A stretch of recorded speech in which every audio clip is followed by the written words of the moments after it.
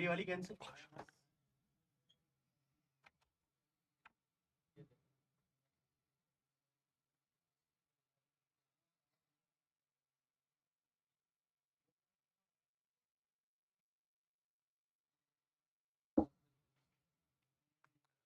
Hello hello hello, क्या हाल चाल, कैसे हो सबके सब। स्वागत स्वागत स्वागत आप सभी का स्वागत है परिश्रम 2027 वाली क्लास के अंदर, वो भी फिजिक्स की। जे भी जल्दी से रिपोर्ट कर दे, जितने भी जंग बहादुर हैं फटाफट से। लव यू बेटा, love you all and I miss you every day. मतलब हर दिन मन करता है कि फिजिक्स की क्लास हो, है ना, लेकिन बाकी सब्जेक्ट की भी तो बाकी सब्जेक्ट की भी तो क्लास आपकी होनी है ना, और फिर मेरी भी तो और जगह पे क्लास होनी है ना भाई। तो दोनों बातें हैं, नहीं तो अदरवाइज मन करता है कि 12वीं को पढ़ाते रहो पढ़ाते रहो पढ़ाते रहो पढ़ाते रहो। सच बताऊं तो 12th क्लास का जो कोर्स है ना, ये पढ़ाना मुझे बहुत प्यारा लगता है। मतलब सबसे सही कोर्स लगता है क्लास 12th का। और सबसे लेबोरियस कोर्स जो होता है, लेबोरियस का मतलब होता है सबसे ज्यादा मेहनत करवाने वाला जो कोर्स होता है, वो 11th का है। ठीक है ना। एज अ टीचर 11वीं का कोर्स पढ़ाना मुश्किल है। एज अ टीचर बच्चे बच्चे के हिसाब से भी 11वीं का पढ़ना मुश्किल ही होता है। 12वीं as compare to 11th easy होती है, लेकिन 12th पढ़ाने में मजा ज्यादा आता है। और आपको ही पढ़ने में ज्यादा मजा आएगा 12th को। ठीक है, ये मैं उम्मीद करूंगा। ठीक है। हाँ, डीपीपी बहुत हार्ड थी, मुझे पता है यार। यार तुम्हारे फीडबैक मुझ तक पहुंच जाते हैं, बहुत सारे बच्चे डीएम में एकदम कूद के आ जाते हैं। ठीक है ना, एकदम फुदक के आते हैं मेरे डीएम में इंस्टा पर कि भाई सर डीपीपी बहुत हार्ड थी सर, एक भी क्वेश्चन नहीं बना। कोई बात नहीं, कोई बात नहीं। मैंने अभी तक एक भी क्वेश्चन कराया क्या आपको?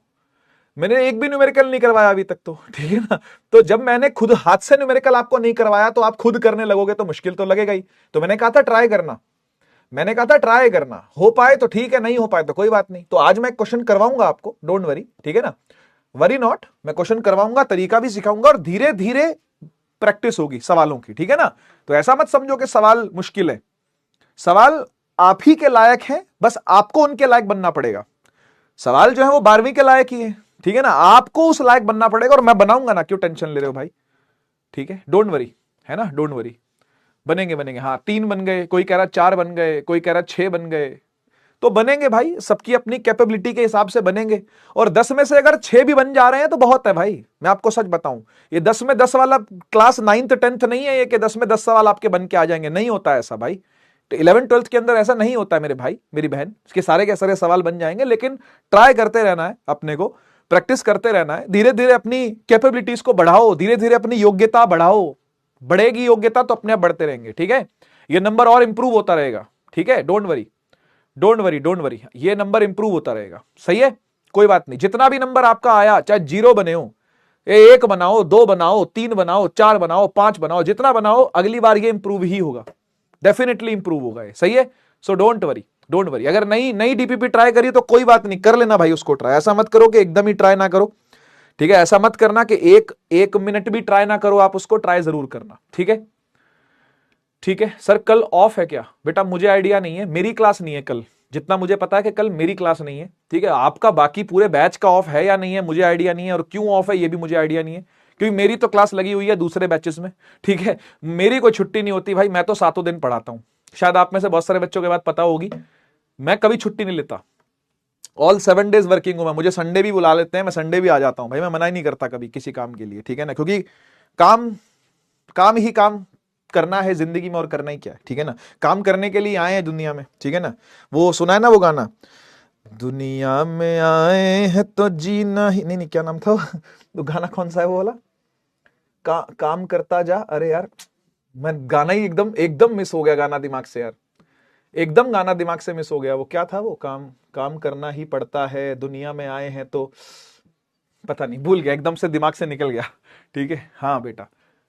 अच्छा, लेबर डे है, ओ हो, तो तुम कहां से लेबर हो बे? लेबर तो हम है। तुम कौन सी लेबर हो बे? लेबर तो मैं हूं भाई। है ना, कॉर्पोरेट लेबर, वो तो हम है बेटा। कॉर्पोरेट कॉर्पोरेट स्लेव्स तो हम है। ठीक है, तुम कौन सी लेबर हो भाई? ठीक है, मैं तो कल भी काम कर रहा हूं भाई, ऐसा नहीं है, मैं तो कल भी काम कर रहा हूं। कल भी मेरी मेरी वीडियो शेड्यूल्ड है। ठीक है, क्या गाना तुमको याद आया? दुनिया में आए हैं तो, हाँ, दुनिया में आए हो तो काम कर प्यारे, हाँ ऐसे ऐसे करके गाना है। अरे मुझे ध्यान नहीं आ रहा, थैंक यू। लेकिन हाँ, तुमने धुन तो मुझे याद दिलवा दी। टन तो वही है बस, दुनिया में आए तो काम तो करेंगे बेटा। ठीक है, चलिए चलिए चलिए, थैंक यू भाई, थैंक यू।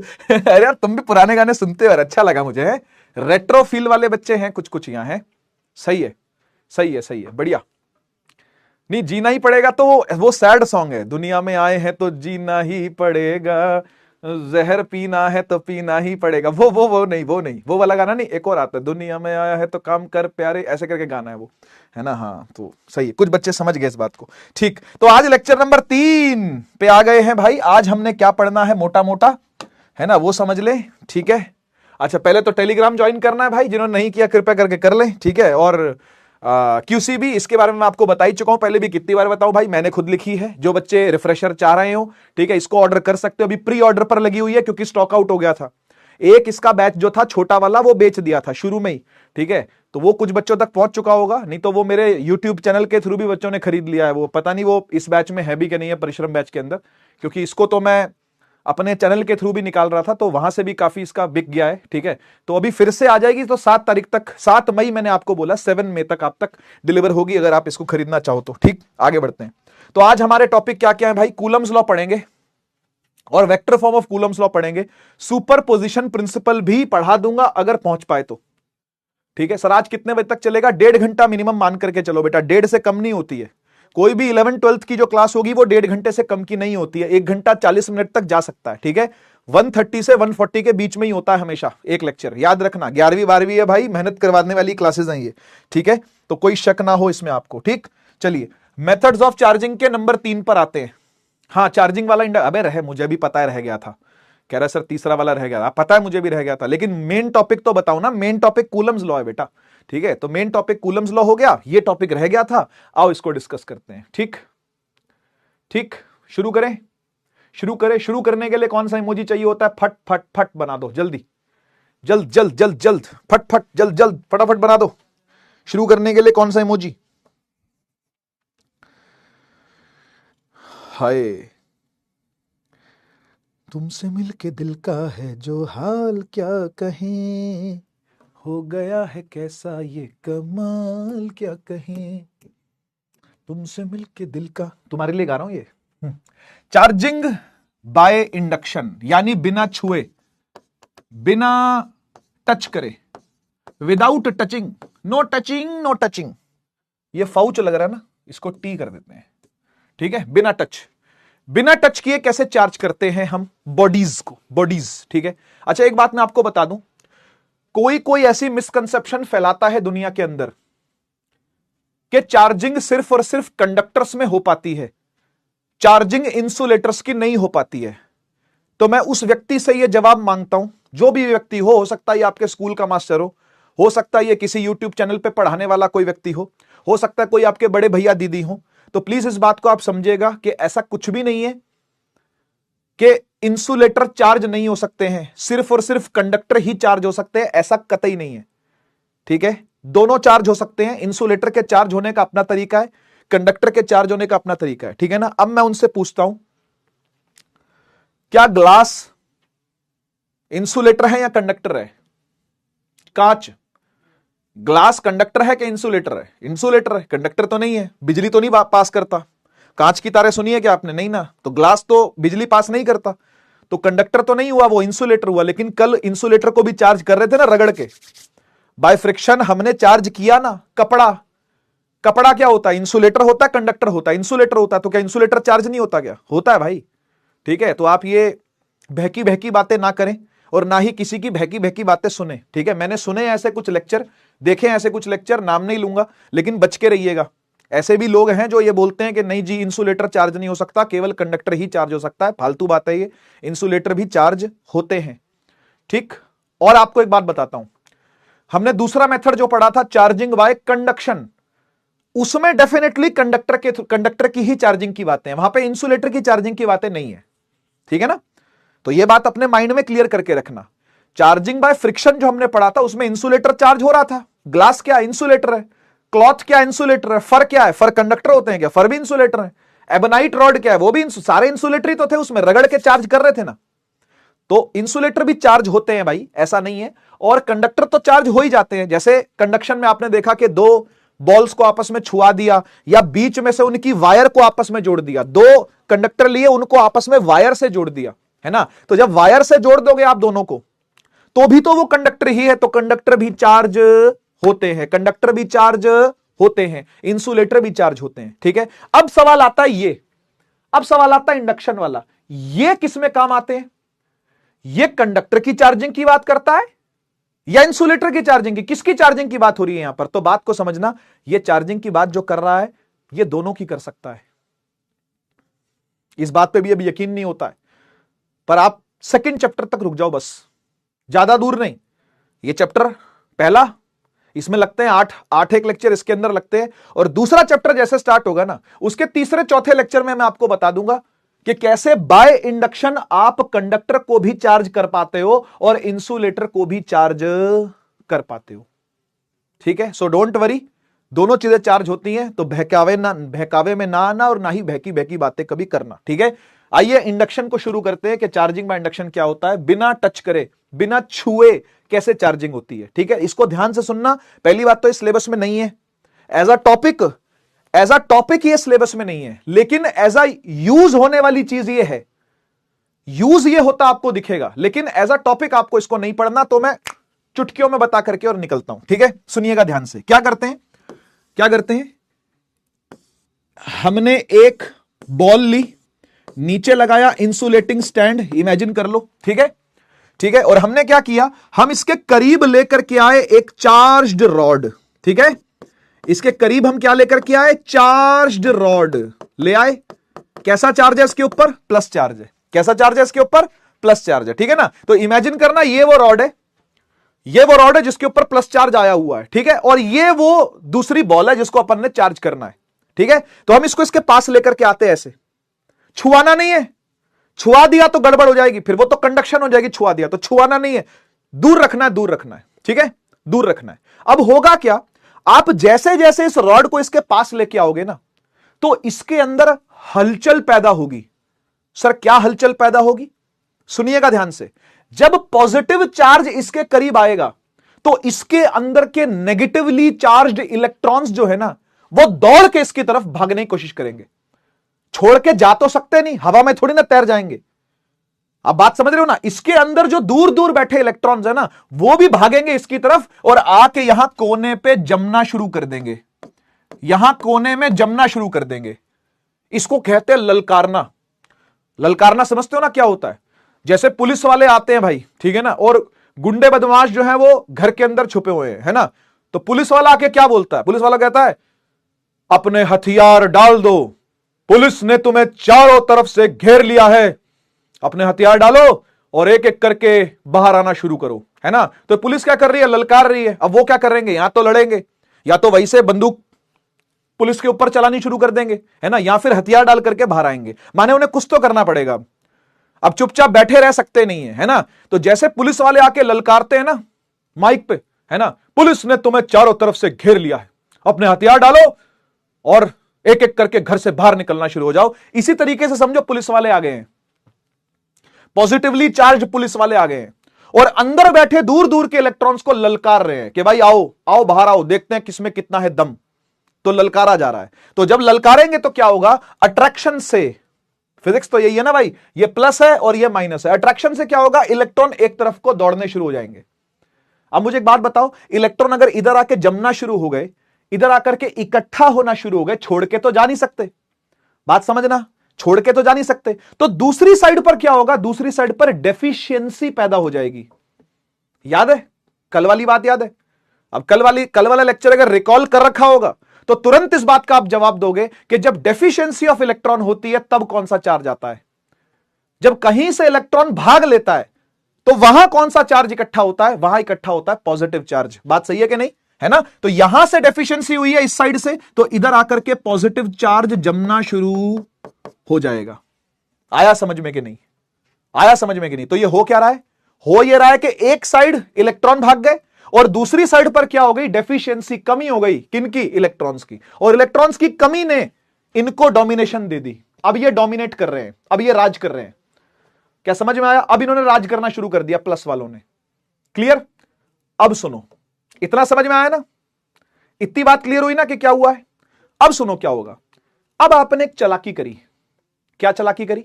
आपने इसको पीछे से एक वायर के थ्रू ग्राउंड कर दिया। वायर के थ्रू क्या कर दिया? ग्राउंड कर दिया। इस सिंबल को बोलते हैं ग्राउंडिंग करना। ये जो सिंबल मैंने यहां पे बनाया ना बेटा, इस सिंबल को बोलते हैं क्या करना? ग्राउंडिंग करना। ये ग्राउंडिंग कर रहे हैं इसकी। इसे क्या कर दिया? ग्राउंडिंग कर दिया। या इसका दूसरा नाम है अर्थिंग करना। 10th क्लास में पढ़ा था ना थोड़ा थोड़ा। अर्थिंग याद है? अर्थिंग याद है, ग्राउंडिंग याद है। सीधा वायर कनेक्ट कर दी किसमें? धरती में। सीधी वायर जोड़ दी किसमें? धरती में। तो यहां से एक वायर निकाली, सीधी किसमें जोड़ दी? धरती के अंदर जोड़ दी। अब क्या होगा? अब क्या होगा? अब ये जो प्लस वाला चार्ज इकट्ठा हो रखा है ना यहां पे, ये सारा न्यूट्रलाइज हो जाएगा। क्यों? क्योंकि धरती अपने इलेक्ट्रॉन भेज देगी, कहेगी जाओ जाओ जाके दुष्टों का विनाश कर दो। तो इलेक्ट्रॉन जाएंगे और जाकर के ये सारा जो प्लस चार्ज है ना, ये सारा न्यूट्रलाइज कर देंगे। और इसी दौरान आप इस रॉड को भी पीछे कर लोगे। धोखा हो गया इसके साथ। इसके साथ धोखा हो गया है ना। एक तरफ से जो पॉजिटिव चार्ज इकट्ठा था उसको तुमने ग्राउंड करके न्यूट्रलाइज करवा दिया, है ना। सही है। और इसको तुम पीछे ले गए, इसको भी तुम पीछे ले आए, है ना। और फिर उसके बाद तुमने ग्राउंडिंग भी कट कर दी। ये साथ में करना पड़ता है वाला काम। ग्राउंडिंग भी कट कर दो और ये पीछे भी ले जाओ। तो इसके पास अब क्या रह गया? इसके पास सिर्फ और सिर्फ नेगेटिव चार्ज ही रह गया। यानी this body becomes negatively charged. ऐसा होता है। ये बॉडी क्या हो जाएगी? अब ये नेगेटिवली चार्ज हो जाएगी। ठीक है। मैं इस पूरी कहानी को दोबारा बताता हूं स्टेप बाय स्टेप। आप मोटी बात समझ गए ना कि क्या हो रहा है? मोटी बात समझ गए ना। एक तरफ इलेक्ट्रॉन बुला लिए, इस तरफ प्रोटॉन रहेगा, यहां पॉजिटिवली चार्ज रह गया। उठा के ग्राउंड कर दिया इसको। ग्राउंड किया तो ग्राउंड ने इलेक्ट्रॉन भेज दिए, क्योंकि जाएंगे ही भाई। जब इधर पॉजिटिव है तो पॉजिटिव को न्यूट्रलाइज करने के लिए इलेक्ट्रॉन भागेंगे, तो भागे इलेक्ट्रॉन, ये पूरा हिस्सा हो गया न्यूट्रलाइज। आपने इसको भी पीछे हटा लिया, इसको भी कट कर दिया। अब ये जो नेगेटिवली चार्ज इलेक्ट्रॉन है ये पूरे में फैल जाएंगे और ये बॉडी हो जाएगी नेगेटिवली चार्ज्ड। ऐसा होता है। ठीक है। इसका उल्टा भी सोचना जरा। इसका उल्टा भी सोचना। उल्टा क्या सोचना सर? उल्टा ये सोचो कि जो ये रॉड आई थी ये नेगेटिव थी। उल्टा भी सोच के देखो, ये जो रॉड आई थी ये कैसी थी? नेगेटिव थी, है ना। उस नेगेटिव वाली ने क्या किया होगा? उसने यहां पर पॉजिटिव चार्ज इकट्ठा कर लिया होगा और सारे इलेक्ट्रॉन इधर भगा दिए होंगे दूसरी साइड, है ना। रिपेल हो गए होंगे ना इलेक्ट्रॉन। ये भी मान लो नेगेटिव चार्ज वाला है ना। उल्टा सोचो। मैं अभी सब मिटाने वाला हूं, मिटा के तू दोबारा स्टेप बाय स्टेप फिर से बनाऊंगा सारी फिगर, सारी ड्राइंग दोबारा करूंगा। अभी बस सुनते जाओ आप मेरी बात। ये नेगेटिव चार्ज आ गया मान लो, तो यहां पॉजिटिव इकट्ठा हो जाएगा, नेगेटिव वाले सारे यहां जाएंगे। आप इनकी ग्राउंडिंग कर दोगे। जैसे ही ग्राउंडिंग या अर्थिंग करोगे, इलेक्ट्रॉन निकल के सारा धरती में चला जाएगा, क्योंकि इलेक्ट्रॉन ही भाग सकता है। प्रोटॉन तो भागता नहीं। प्रोटॉन तो न्यूट्रलाइज होने के लिए बैठा है, तो कोई इलेक्ट्रॉन आएगा मुझे आके न्यूट्रलाइज कर देगा। लेकिन यहां तो इलेक्ट्रॉन जमा हो गए थे ना, ये इलेक्ट्रॉन धरती में भागना शुरू कर देंगे। भागो भागो भागो। इतने में तुम क्या करोगे? इसको भी कट किया और इसको भी पीछे ले गए, तो पूरी बॉडी पॉजिटिवली चार्ज हो जाएगी। ये वाला जो पॉजिटिव चार्ज बचा हुआ ना, ये सारे में फैल जाएगा। इस तरीके से किसी बॉडी को पॉजिटिवली चार्ज या नेगेटिवली चार्ज किया जा सकता है बिना छुए। छुआ क्या? नहीं छुआ ना। इस रॉड ने आके इसको टच किया क्या? नहीं किया ना। दूर से ही, दूर से ललकारा है बस। इसको बोलते हैं चार्जिंग बाय इंडक्शन। ठीक है, बिना टच करे। आइए एक एक करके मैं आपको सारे स्टेप लिख के दिखाता हूं। स्टेप नंबर 1, बिल्कुल न्यूट्रल था ये, पहले एकदम न्यूट्रल था, और ये रॉड कहीं दूर थी, जो कि इस बार करो नेगेटिव वाला। पॉजिटिव वाला तो मैं आपको समझा चुका हूं ना, इस बार उल्टा करके डायग्राम बनाता हूं आपके लिए। ठीक है, ये अभी कहीं दूर थी ये वाली रॉड। सही है। सेकंड स्टेप में हम इसको पास लेके जाएंगे। This is step number 2। हम इसे पास लेके गए, ये नेगेटिव वाली रॉड पास ले गए।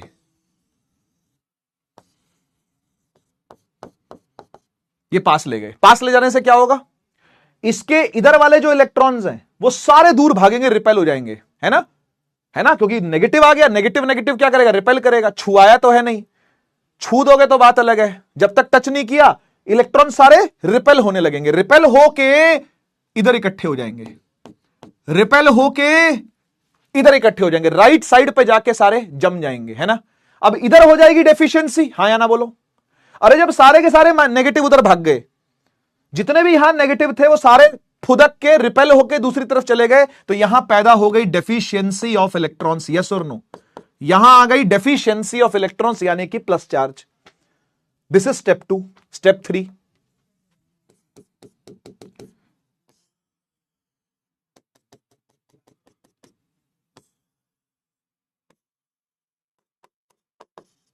यहां क्या था? इलेक्ट्रॉन थे। यहां क्या थी? डेफिशिएंसी थी। मुझे लगता है इतना तो समझ में आया होगा। ये 3 स्टेप तो क्लियर होंगे एकदम। देख लो आराम से, देख लो आराम से। न्यूट्रल था, नेगेटिव था, पास लेके आए, प्लस वालों को अट्रैक्ट कर लिया, नेगेटिव वाले रिपेल करवा दिए। यही हुआ है और होगा भी यही। और यहीं पे रखा अभी भी। इधर से कर दी फिर ग्राउंडिंग, इधर से कर दी इसकी अर्थिंग, ये अर्थिंग हो गई। ठीक ठीक। अर्थिंग करने से क्या होगा? अर्थिंग करने से जितने इलेक्ट्रॉन यहां पे इकट्ठा थे सबको मौका मिल गया भागने का। बोले भागो यहां से, निकलो यार, निकलो, पता नहीं कहां फंस गए यार हम तो, है ना। इनको पीछे का रास्ता निकल गया, इनको पीछे का रास्ता मिल गया। समझे क्या? ये इलेक्ट्रॉन निकल के सारे धरती में, इलेक्ट्रॉन निकल के सारे धरती में। धरती में तो फिर क्या हुआ? धरती में तो फिर क्या हुआ कि आपने इसकी अर्थिंग जो थी वो भी कट कर दी, है ना। इसकी जो अर्थिंग थी वो भी कट कर दी।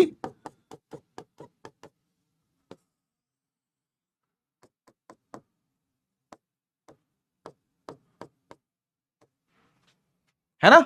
इसकी जो अर्थिंग थी, सारे इलेक्ट्रॉन चले गए धरती में, है ना। इसकी अर्थिंग भी आपने काट दी और अब आप इसको पीछे भी लेके आ जाओगे, है ना। फिफ्थ स्टेप में हम इसको पीछे भी ले आएंगे। फिफ्थ स्टेप में हम इसको वापस पीछे ले गए, ठीक है। और ये पूरी बॉडी, है ना भाई, ये पूरी बॉडी क्या हो गई? ये पूरी बॉडी में पॉजिटिव चार्ज फिर फैल जाएगा। This body now turns positively charged. Similarly negative भी ऐसा ही होगा, बस उल्टा लेके आना पड़ेगा आपको, ठीक है। 2 बातें सुन लो, मुझे लगता है आप सभी को समझ में आ गया होगा। अभी मैं चैट ओपन कर दूंगा, फायर वाला इमोजी लगा के मुझे बता देना कि समझ में आ गया कि नहीं आया, या एक बार और बताना है तो बता दूंगा, कोई बात नहीं। इतनी बात आप समझ लो कि इंडक्शन से एक तो बिना टच के काम हो रहा है, दूसरा जोन सा चार्ज आप लेके आओगे उससे अपोजिट चार्ज अपीयर होगा। अगर आप नेगेटिव चार्ज लेके आते हो रॉड का तो आप इसे पॉजिटिव चार्ज बनाओगे, है ना। और आप अगर इसको पॉजिटिव चार्ज लेके आते हो तो आप इसको नेगेटिव चार्ज बनाओगे। आया कि नहीं आया? कंडक्शन में ऐसा नहीं था, लेकिन कंडक्शन में क्या था? जोन सा चार्ज लेके आओगे वही चार्ज दूसरे में जाएगा, है ना। और फ्रिक्शन में भी ऐसा ही था कि फ्रिक्शन में अगर आपने 2 को रगड़ा तो एक पॉजिटिव हो जाएगी, एक नेगेटिव हो जाएगी। सिर्फ कंडक्शन में ही ऐसा होता है कि यहां तो दोनों ही पॉजिटिव होंगी। चेक करो, पन्ने पलटो, चेक करो, कल ही पढ़ाया है चार्जिंग बाय कंडक्शन, कल ही पढ़ाया है। पन्ना पलटो, चेक करो, आपने नोट्स में लिखा होगा, है ना। तो कंडक्शन में आप चेक करो, या तो दोनों ही स्फेयर्स नेगेटिव हो जाएंगे या दोनों ही स्फेयर्स पॉजिटिव हो जाएंगे, है ना। इसमें ऐसा नहीं है, लेकिन चार्जिंग बाय इंडक्शन में ऐसा नहीं होता। अगर आप नेगेटिव लेके आए हो तो आप इसे पॉजिटिव करने लग रहे हो, आप इसे पॉजिटिव लेके आए हो तो आप इसे नेगेटिव करने लग रहे हो। याद रखना, ऑपोजिट चार्ज इंड्यूस होता है, ऑपोजिट चार्ज इंड्यूसेस। और एक बात बोलूं, इस पूरे खेल में ना, इस पूरे खेल में ना सिर्फ यह बात आपके लिए जरूरी थी। सही बता रहा हूं, सिर्फ यह बात आपके लिए जरूरी थी कि ऑपोजिट चार्ज इंड्यूस होता है, क्योंकि बाकी तो सिलेबस में है नहीं।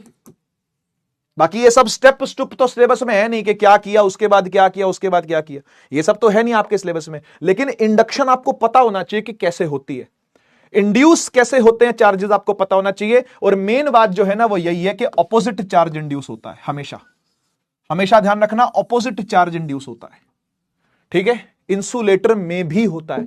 चैप्टर 2 की वेट करो, बस चैप्टर 2 की वेट करो, यही सेम कहानी से आपको बताऊंगा कि कैसे इंसुलेटर के अंदर भी चार्ज इंड्यूस करवाते हैं। खाली कंडक्टर में ऐसा नहीं होता। लगा दो एक बार फायर इमोजी अगर बात समझ में आ गई है तो।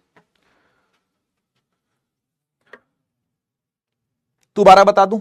चलो एक बार और बता देता हूं। देख क्या हुआ, पहला स्टेप सुन। ये न्यूट्रल था, आप नेगेटिव वाली रॉड लेके इसके पास आ गए, देखो पास ले आए। पास आने से क्या हुआ?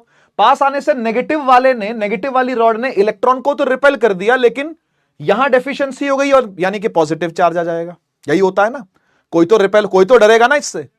अरे कोई तो डरेगा ना इससे, तो कौन डरेगा इससे? नेगेटिव वाला डरेगा। नेगेटिव नेगेटिव रिपेल करते हैं। आपने पीछे से अर्थिंग कर दी, अर्थिंग करने से क्या हुआ? ये इलेक्ट्रॉनों को मौका मिल गया भगने का, ये भाग के धरती में चले गए। आपको पता है धरती बहुत बड़ा कंडक्टर है, संभाल लेगी, ठीक है। उसके बाद आपने क्या किया?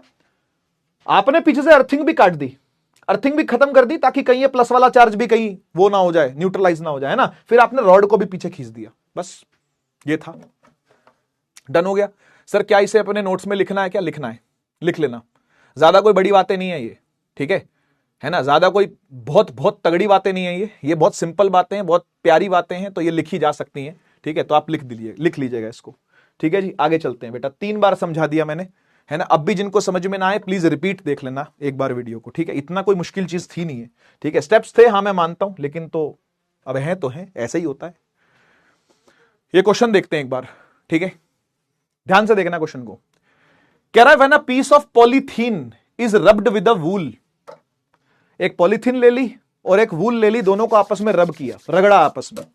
कह रहा है अ चार्ज ऑफ -2 इंटू 10 की power -7 coulomb is developed on the polythene. Polythene के ऊपर इतना चार्ज डेवलप हो गया। कितना चार्ज डेवलप हुआ है? एक बार गिवन लिख लो फटाफट से, एक बार फटाफट से गिवन लिख लो। कितना चार्ज डेवलप हुआ है? क्यू कितना है? -2 इंटू 10 की पावर -7 कूलम, इतना चार्ज आया है। ठीक है, डन। सवाल देख क्या पूछा, लेकिन इसने सवाल घुमा के पूछा है, डायरेक्ट सवाल नहीं पूछा, घुमा के सवाल पूछा है। कह रहा है ये बता कितना मास ट्रांसफर हुआ है पॉलीथीन पे। वाह भाई वाह, मास ट्रांसफर पूछा है, चार्ज नहीं। चार्ज तो आ गया, चार्ज तो आ गया, तो चार्ज नहीं पूछना चाह रहा, मास पूछना चाह रहा है। अब आप मास कहां से पहुंचो, कहां से कैसे पहुंचोगे मास तक? सवाल यही है ना भाई कि मास तक पहुंचोगे कैसे। तो मुझे एक बात बताओ, ये चार्ज है किसका, इलेक्ट्रॉन का या प्रोटॉन का? करो, चेक करो, साइन बताएगा ये साइन बताएगा बेटा कि किसका चार्ज है। ये बताओ किसका चार्ज है? ये इलेक्ट्रॉन का चार्ज है। और आपको पता है ट्रांसफर इलेक्ट्रॉन ही होता है, प्रोटॉन तो ट्रांसफर होता नहीं। ये जो ट्रांसफर वाली चीज आपको दिख रही है, इसको देख के क्या लग रहा है आपको? कौन ट्रांसफर हुआ है? किसका ट्रांसफर हुआ है? इलेक्ट्रॉन का ही ट्रांसफर होता है भाई, है ना। ट्रांसफर तो इलेक्ट्रॉन ही होते हैं, बात सही है ना। तो अब ये मास पूछना चाह रहा है आपसे, तो क्या आपको एक इलेक्ट्रॉन का मास पता है? नहीं पता होगा, है ना, दिया भी नहीं है। तो फिर क्या रट्टा मारोगे इस चीज का? नहीं, रट्टा मारने की जरूरत नहीं है। पता है क्यों? क्योंकि बोर्ड के पेपर में, बोर्ड का पेपर तो आपने दिया नहीं ना अभी तक, और शायद आपने देखा भी ना हो। बोर्ड का जो पहला पन्ना होता है ना पेपर का, उसको ऐसे पलटोगे ना, तो यहां पर सबके मास और चार्ज सब दिए रहते हैं। ठीक है, तो आपको याद करने की जरूरत नहीं है, मुझे याद है, मैं आपको बता देता हूं। मास ऑफ इलेक्ट्रॉन होता है 9.1 इंटू 10 की पावर -31 kg। पढ़ा के याद हो गया है। मैं आपके जितना था मुझे भी याद नहीं था, और ना ही मैंने कभी याद करने का जोखिम लिया, ना ही मैंने कभी याद करने का लोड लिया, क्योंकि मुझे पता है कि बोर्ड का पेपर का पहला पन्ना पलटेगा ना ऐसे, तो यहां लिखे रहते हैं सारे। ठीक है, मास लिखा रहता है, चार्ज लिखा रहता है, बहुत सारे कॉन्स्टेंट्स की वैल्यू गिवन होती है। ठीक है ना। अगर आप 11th क्लास में भी किसी अच्छे स्कूल में पढ़े थे, जो कि प्रॉपर एकदम बंडल सा बना करके पेपर देते हैं, एकदम बोर्ड लेवल टाइप, तो उन्होंने बहुत सारी वैल्यूज आपको लिख के दी होगी। बोल्ट्जमैन कांस्टेंट की वैल्यू लिख के दी होगी, ठीक है ना, और क्या बोलते हैं उसको, रिडबर्ग कांस्टेंट की वैल्यू लिख करके आपको दी होगी, और आपको हो सकता है क्या बोलते हैं उसको, अरे वो विस्कोसिटी की वैल्यू लिख करके आपको दी होगी। 11th का पेपर अगर आपने दिया हो तो आपको जी, कैपिटल जी की वैल्यू लिख करके दी होगी 6.67 10 की पावर -11। तो ऐसी बहुत सारी वैल्यूज जो है वो दे के रखते हैं, वो पहले से जो कॉन्स्टेंट्स होते हैं ना वो वैल्यूज दी होती हैं। ठीक है ना, ऐसी 12th के अंदर भी है, तो घबराने वाली बात नहीं है। मुझे तो पढ़ा के याद हो गया, आपको रट्टा नहीं मारना इसका, ठीक है, डोंट वरी। तो मास ऑफ इलेक्ट्रॉन होता है 9.1 इंटू 10 की पावर -31 kg। सही है। अब आपको यह फाइंड करना कितने इलेक्ट्रॉन ट्रांसफर हुए हैं, क्योंकि ये तो एक का मास है, ये थोड़ी ना जवाब लिख के आओगे आप। बात समझ रहे हो ना, ये जवाब थोड़ी लिख के आओगे। जब कोई पॉलीथीन, है ना, वूल से टच हुई होगी, ये वूल है मान लो, है ना, ये वूल है मान लो, है ना, वूल से टच हुई होगी, तो एक इलेक्ट्रॉन भागा होगा क्या खाली? अरे करोड़ों इलेक्ट्रॉन गए होंगे, अरबों इलेक्ट्रॉन, अरबों खरबों इलेक्ट्रॉन ट्रांसफर हुए हैं भाई, कहीं से कहीं, है ना, यहां से यहां बोल रहा है ट्रांसफर हुए हैं। तो कितने इलेक्ट्रॉन ट्रांसफर हुए कैसे निकलेगा? सवाल यही है, सवाल यही है कि how many electrons are transferred, कितने इलेक्ट्रॉन ट्रांसफर हुए हैं, ये कैसे निकालोगे? सुनो ध्यान से बात को। और यहीं पर आप लोगों से डीपीपी नहीं बनी है। जो कल डीपीपी मैंने आपको दी थी वो इसलिए ही नहीं बनी है क्योंकि आप ये कैच नहीं कर पाए। काफी सारे क्वेश्चंस में यही था कि कितने इलेक्ट्रॉन, हाउ मेनी इलेक्ट्रॉन्स, कितने सारे इलेक्ट्रॉन ट्रांसफर हो, ऐसे कई सारे क्वेश्चन उसके अंदर थे। देखो, कभी भी नंबर निकालना हो इलेक्ट्रॉन्स का, कभी भी नंबर निकालना हो इलेक्ट्रॉन्स का, तो आपने सिर्फ एक ही फॉर्मूला लगाना है, और आपके पास सिर्फ एक ही फॉर्मूला है इस चीज का, और वो है Q is equal to NE। देखा था कल ये क्वांटाइजेशन, यही एक फॉर्मूला सीखा है आपने अभी तक, और कोई फॉर्मूला आज तक सीखा है क्या? अभी तक 12th की फिजिक्स हो चुकी, 2 लेक्चर, तीसरा चल रहा है, और कोई फॉर्मूला आपने देखा क्या? और कोई फॉर्मूला आपने सीखा क्या? नहीं ना, यही एक फॉर्मूला आपके सामने आया था क्वांटाइजेशन का। ठीक है, चार्ज कितना दिया हुआ? इतना दिया हुआ, 2 × 10⁻⁷ रख दो।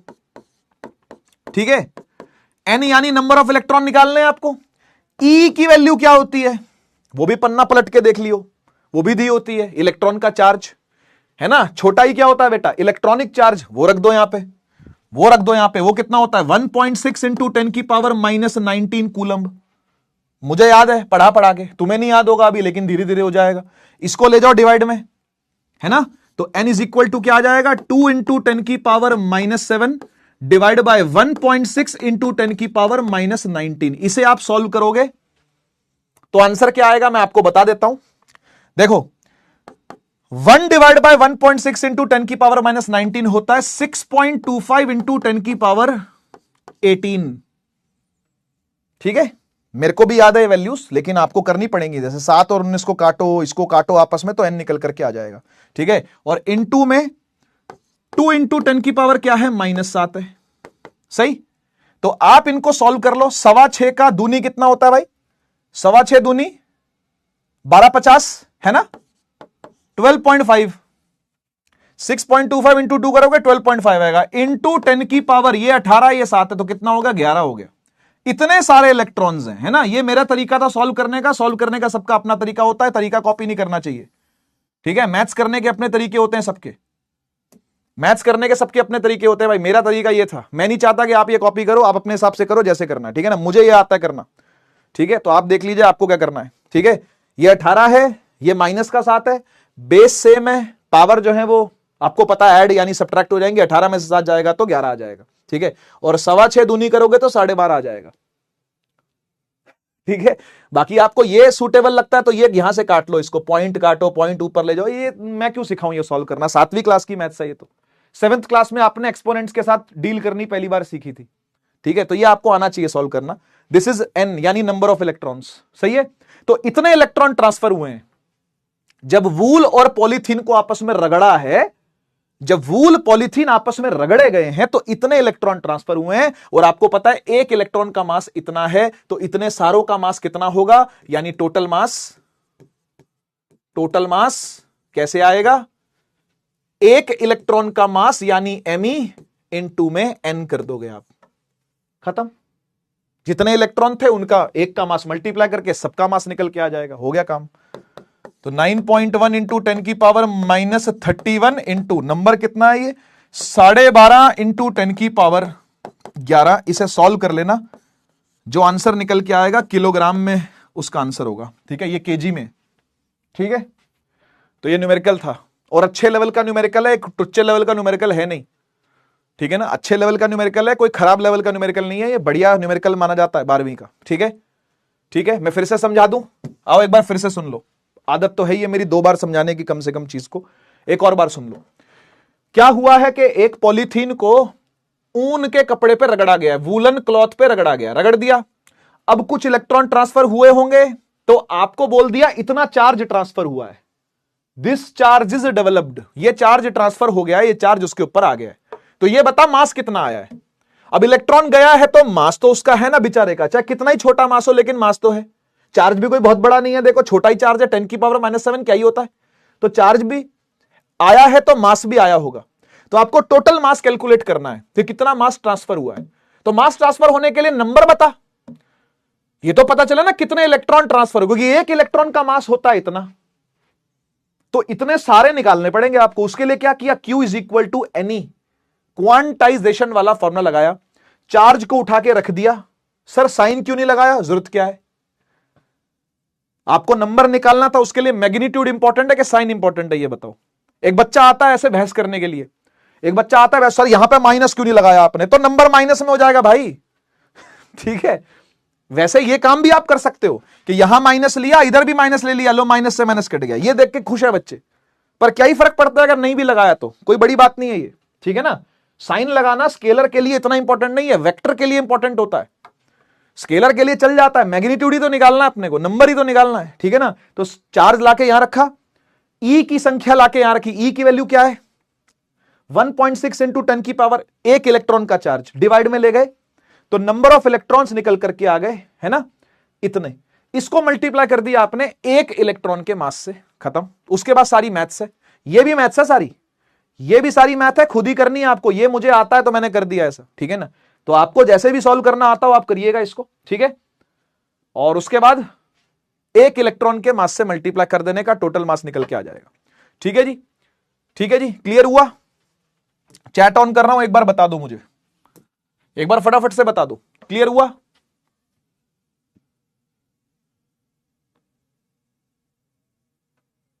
तरीका समझ में आया क्या करना है? भाई मैथ नहीं आती, ये एक की दिक्कत नहीं है, सबकी दिक्कत है, ये मेरी भी दिक्कत है, मैथ नहीं आना, मुझे भी मैथ नहीं आती, ठीक है ना, लेकिन मैं फिर भी करता हूं। हाँ, अब बच्चे पूछेंगे सर ये 6.25 कैसे ले आए? मैं ले आया क्योंकि मुझे 10वीं क्लास आती है बेटा, मैं 10वीं पास हूं, आई एम 10th पास। देख देख, मुझे इसका ना वैल्यू याद है क्योंकि मैं हूं बहुत शातिर दिमाग वाला बच्चा, मुझे इसकी वैल्यू आती है। इसकी वैल्यू होती है 6.25 इंटू 10 की पावर 18, ठीक है ना। तो मैं इसको डायरेक्ट यूज कर लेता हूं ऐसे, और तुम भी ये चालाकी करो, तुम भी चालाक बनो मेरे जितना, ठीक है ना। कब तक लगे रहोगे ऐसे ही, कुछ भी, है ना, कुछ चीजें याद करके चलनी चाहिए, जल्दी काम होता है, ठीक है। कुछ चीजें याद करके चलनी चाहिए, जल्दी काम होता है भैया, ठीक है। सीखो इस चीज को, ठीक है, लेकिन एक बार में नहीं सीख पाओगे सब कुछ, धीरे धीरे सीखोगे, है ना, धीरे धीरे चीज समझ में आएंगी, ठीक है। और ये मैं आपको मल्टीपल टाइम्स यूज करता दिखूंगा, जब भी कभी ये डिवाइड में जाएगा ना मैं यही लिखूंगा, ठीक है, क्योंकि मैंने 10th क्लास पढ़ी है बेटा, 10th क्लास में बहुत अच्छे नंबरों से पास हुआ हूं, और लगभग 11 साल हो गए 10वीं पढ़ाते हुए मुझे, तो ये मैं करता आया हूं, ठीक है। तो 12वीं में क्यों ना करूं मैं, जबकि वो तो 2 लेवल ऊपर है, ठीक है। तो आप भी अपना लेवल थोड़ा सा उठाओ, ठीक है। ये चीज कोई बहुत मुश्किल चीज नहीं है, ये आप खुद भी क्रैक कर सकते हो कैसे 1 डिवाइड बाय 1.6 इंटू 10 की पावर -19 इसके इक्वल होता है, ठीक है। काफी सारे बच्चे गेस कर चुके होंगे मुझे लगता है, लेकिन जिनको दिक्कत होती है तो ठीक करें उस दिक्कत को, ठीक है। आइए, अभी तक आपने ये देखा कि 3 प्रकार से हम लोग चार्जिंग कर रहे थे। एक बार समराइज करा रहा हूं पुरानी वाली चीजें, ठीक है ना, जो अभी आपने पिछले लेक्चर में पढ़ी और अभी आपने एक और पढ़ी, ठीक है ना। 3 तरीके से हम लोग चीजों की चार्जिंग करते हैं। पहली चार्जिंग बाय फ्रिक्शन, दूसरी चार्जिंग बाय कंडक्शन, तीसरी charging by induction. Induction syllabus में नहीं है थ्योरेटिकली, उसका सिर्फ यूज आपको जानना है, वो कहां यूज आएगा वो बता दूंगा, मोटी बातें मैंने कर ली हैं जो थी, ठीक है। फ्रिक्शन वाला सिलेबस में है, कंडक्शन वाला सिलेबस में है, ठीक है। खैर, अब बात यह आती है यार, आपने जहां पर भी कोई भी चार्जिंग देखी हो, चाहे वो कंडक्शन वाली चार्जिंग है, चाहे वो इंडक्शन वाली चार्जिंग है, आपने ये तो पता है ना, आपको ये तो पता है ना कि 2 चार्जेस रिपेल करते हैं एक दूसरे को अगर सेम नेचर के हो तो, और अगर ऑपोजिट नेचर के हो तो वो रिपेल करते हैं, अट्रैक्ट करते हैं, जानते हो ना ये बात। तो अगर वो अट्रैक्ट करते हैं या वो रिपेल करते हैं तो कितनी फोर्स से करते हैं, यानी फोर्स बिटवीन द चार्ज, कौन कौन सी फोर्सेस हैं। जब 2 चार्ज यानी प्लस प्लस वाले 2 चार्ज एक दूसरे के सामने आते हैं तो एक दूसरे पर रिपल्सिव फोर्स लगाते हैं। जब 2 नेगेटिव चार्जेस एक दूसरे के सामने आते हैं तो एक दूसरे पर रिपल्सिव फोर्स लगाते हैं। जब एक पॉजिटिव और दूसरा नेगेटिव आता है तो एक दूसरे पर अट्रैक्टिव फोर्स लगाते हैं। बोलो ऐसा होता है कि नहीं होता? इस बात को मानते हो कि नहीं मानते, है ना।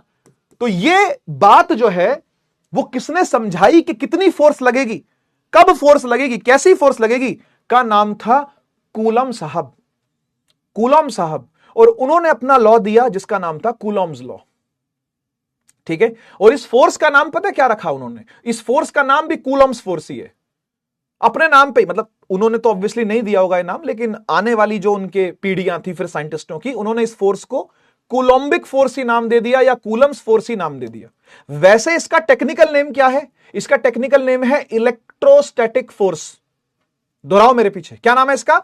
Electrostatic force. क्या नाम है? Electrostatic force. तो फोर्स जो चार्जेस के बीच में लगती है का नाम है इलेक्ट्रोस्टैटिक फोर्स, ये इसका असली नाम है, इसका टेक्निकल नेम है इलेक्ट्रोस्टैटिक फोर्स, ठीक है। 2 प्रकार की होती है, रिपल्सिव, रिपल्सिव, अट्रैक्टिव, है ना। तो इसको बोलते हैं electric force of repulsion, electric force of attraction. आप समझते हो इस चीज को? जब अट्रैक्शन हो रही होगी तो बोलेंगे इलेक्ट्रिक फोर्स ऑफ अट्रैक्शन, जब रिपल्शन हो रही होगी तो बोलेंगे electric force of repulsion. Electrostatic force of repulsion, electrostatic force of attraction, ठीक है।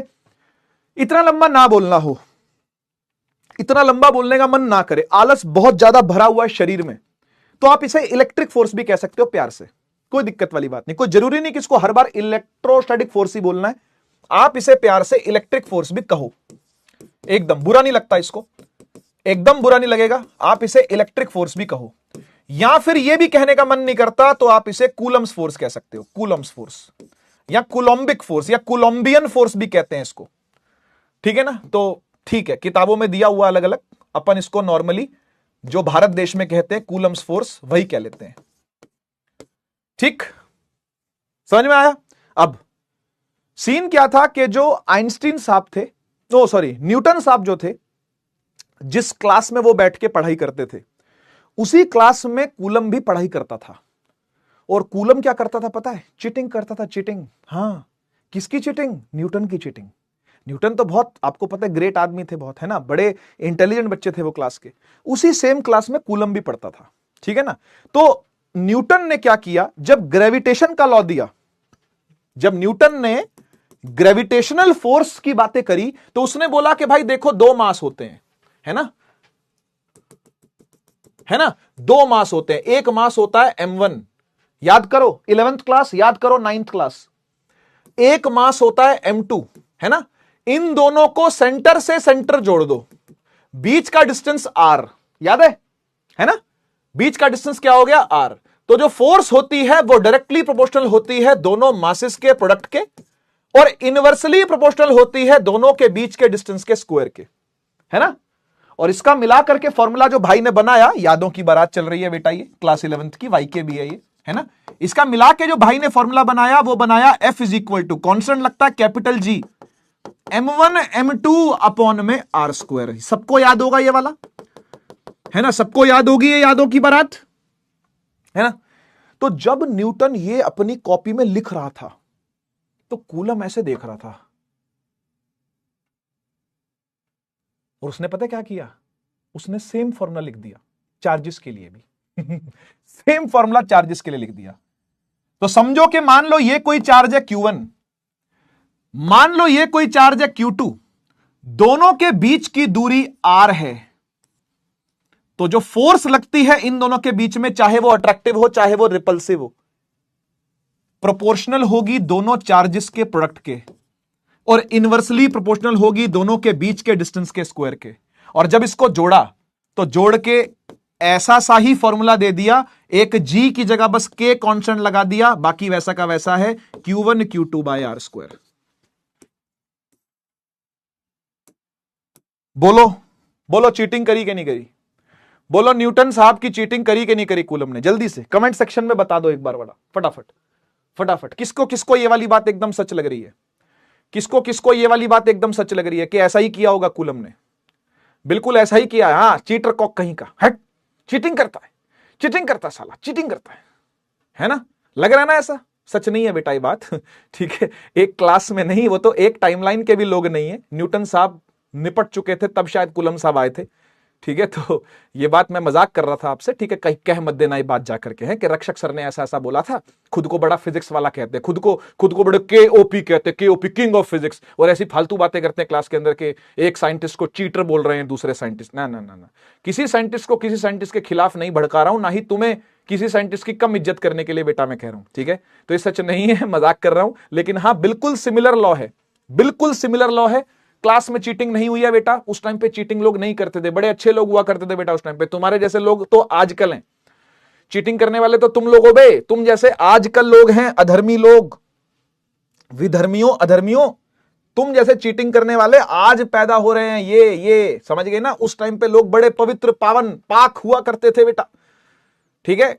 हाँ, उस टाइम पे लोग चीटिंग वीटिंग नहीं करते थे। हाँ, वेरी गुड वेरी गुड, समझ गए ना। हाँ, तो इज्जत करने का, ठीक है, जैसे तुम इन सब की इज्जत करते हो ना, न्यूटन साहब की करते हो, इसकी करते हो, है ना, उससे ज्यादा मेरे को इज्जत करने का बेटा, ठीक है, समझ गए।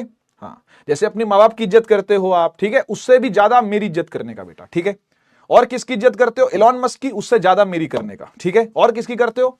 विराट कोहली, उससे ज्यादा मेरी करने का बेटा, ठीक है।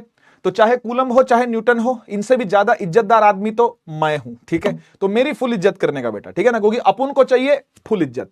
अरे भाई मैंने तो तुमको इनसे मिलवाया है ना यार। बहुत सारे ऐसे बच्चे जो 9वीं से मेरे से पढ़ रहे हैं, नीव बैच में मुझसे पढ़े, उड़ान में मुझसे पढ़े, है ना, उदय में मुझसे पढ़े। तुम्हें मेरा आभारी होना चाहिए भाई, चरणों में कोटि कोटि प्रणाम करा करो मेरे दिन रात। व्हाट इज दिस यार, नो इज्जत गिविंग टू मी यार, what the hell man. No no, Dhoni से ज्यादा मेरी इज्जत करनी है आपको, ठीक है।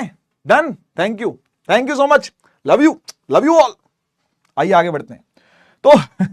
तो देखने को क्या मिला, देखने को यह मिला कि जिस प्रकार न्यूटन का अपना लॉ हुआ करता था, F is equal to G(m1m2/r²), वैसे मैं आपको बता दूं कि न्यूटन ने ये पूरा फॉर्मूला नहीं दिया है, ठीक है ना। न्यूटन ने बस यहीं तक बात करी थी। ये फॉर्मूला देने वाला कैवेंडिश है, नाम था कैवेंडिश। एक्सपेरिमेंट सिलेबस में नहीं है उसका, कैवेंडिश का एक एक्सपेरिमेंट था, वो आपके सिलेबस से बाहर है, छोड़ दो उसको, मैंने 11 में नहीं पढ़ाया आपको, ठीक है, उदय वालों को। लेकिन ये जो फॉर्मूला देने वाले भाई थे उनका नाम कैवेंडिश था, जिन्होंने इसको फॉर्मुलेट किया। न्यूटन ने केवल ये ऊपर वाली बातें बताई थी कि फोर्स जो है वो डायरेक्टली प्रोपोर्शनल होती है दोनों मासेस के, और इनवर्सली प्रोपोर्शनल होती है डिस्टेंस के स्क्वायर के। सेम कहानी चार्जेस के साथ भी है, सेम कहानी बिल्कुल किसके साथ है, चार्जेस के साथ भी है, ठीक है। दो चार्जेस आपस में मल्टीप्लाई करने हैं आपको, ठीक है, और डिवाइड कर देना है उनके बीच के डिस्टेंस के स्क्वायर से, खत्म। इतना इजी फॉर्मूला, इतना इजी। तभी मैंने वो दिखाया था कि ये याद होता है तो ये याद हो जाता है बच्चे को, या वो भी याद नहीं होगा तो अब दोनों आमने सामने देख के आप दोनों याद कर लोगे, ठीक है जी। तो F इज इक्वल टू, यहां पे कांस्टेंट जो लगता है उसका नाम है के कौन है ये, अब इसके बारे में बताता हूं आपको मैं। पहले तो ये समझ में आ गया, ये समझ में आया कि फोर्स कैसे कैसे डिपेंड कर रही है। अगर चार्जेस दोनों बहुत बड़े बड़े होंगे तो, मतलब बहुत हाई वैल्यू के चार्जेस हैं, तो जैसे मान लो ये 50 कूलम है, 50 कूलम, और ये क्या, ये 100 कूलम है, 100 कूलम, तो फोर्स कैसी लगेगी, बहुत ज्यादा लगेगी, बहुत ज्यादा, है ना। और ये छोटे छोटे चार्ज हैं, 1 माइक्रो कूलम, वो कौन है, 2 नैनो कूलम। ये नैनो माइक्रो वाले छुटमुट चार्ज अगर होंगे तो फोर्स भी कैसी लगेगी, छोटी सी लगेगी। आया समझ में ना, मल्टीप्लाई इफेक्ट होता है इसका मल्टीप्लाइंग इफेक्ट है यहां पर, है ना, डायरेक्टली प्रोपोर्शनल दोनों के प्रोडक्ट के, और फिर दोनों के बीच का डिस्टेंस के इनवर्सली प्रोपोर्शनल है स्क्वायर के। इसका मतलब क्या हुआ, इसका मतलब जितना दूर लेके जाओगे चार्जेस को फोर्स घटती जाएगी, जितना पास लेके आओगे चार्जेस को फोर्स बढ़ती जाएगी। क्या ये बात समझ में आती है, आसान बात है ये तो यार, है ना। जैसे इसको पास लेकर के आ रहे थे हम, ये रॉड को, है ना, ये रॉड जब दूर थी तो कोई ऐसा इफेक्ट देखने को नहीं आ रहा था, पास लेके आए तो देखो भग गए, देखो इलेक्ट्रॉन वहां भग गए, भागे कि नहीं भागे इलेक्ट्रॉन, है ना। तो पास लेके आओगे तो फोर्स बढ़ती है। ये फोर्स डिस्टेंस के साथ क्या कर रही है, वेरी कर रही है ना। फोर्स डिस्टेंस के साथ क्या कर रही है बेटा, वेरी कर रही है। हम ऐसा भी कह सकते हैं कि यहां पर F inversely proportional to R² है, we call it inverse square law, है ना। क्या बोलते हैं इसको, इनवर्स स्क्वायर लॉ। आपने कहीं सुना पढ़ा जरूर होगा इसको, चाहे 11th हो चाहे 9th क्लास हो। वैसे 9th क्लास की किताब में भी लिखा हुआ इनवर्स स्क्वायर लॉ, 9th के NCERT में लिखा हुआ इनवर्स स्क्वायर लॉ। जब भी फोर्स इनवर्सली प्रोपोर्शनल होती है डिस्टेंस के स्क्वायर के, तो इसको प्यार से इनवर्स स्क्वायर लॉ कह दिया जाता है। इसमें और कोई तोप बात नहीं है, इसमें और कोई तोपची वाला काम नहीं किया हुआ, छोटी सी बात है बस। अगर R² के इनवर्सली प्रोपोर्शनल होगी तो इनवर्स स्क्वायर लॉ नाम से बोल दिया जाता है इसको। खैर, F inversely proportional to R² हो गया, है ना। अगर मैं इनके बीच में ग्राफ बनाऊंगा, हाँ अब आ जा बेटा, जो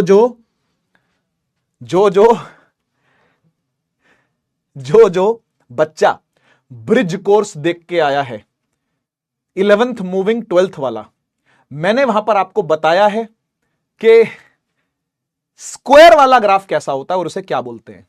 अगर वाई एक्सिस पर फोर्स रखी हुई हो और एक्स एक्सिस पर डिस्टेंस रखा हुआ है, आर रखा हुआ है ना, तो इनके बीच में जो ग्राफ बनता है इनवर्स स्क्वायर वाला ग्राफ, वो ऐसा बनता है, ठीक है ना। इस तरीके का ग्राफ होता है ये, ऐसा ग्राफ होता है, ठीक है। इसे पैराबोलिक ग्राफ बोलते हैं बेटा, पैराबोलिक। ये पैराबोलिक ग्राफ है, याद रखिएगा, ठीक है ना। F और R के बीच में इस तरीके का ग्राफ आता है अगर स्क्वायर का रिलेशन हो तो, ठीक। अब इस K की बातें कर लेते हैं, है ना। K की बातें रह गई हैं, K की बातें कर लेते हैं। ये K कौन है, देखो इस K को हम लोग बोलते हैं, इस K को हम लोग बुलाते हैं कूलम्स कांस्टेंट। इस K को हम लोग बुलाते हैं कूलम्स कांस्टेंट। इस K की वैल्यू आपको बताता हूं क्या है। ये वैल्यू कहां से आती है, कब आती है, क्यों आती है, सब आगे वाले लेक्चरों में आएगा, अभी नहीं।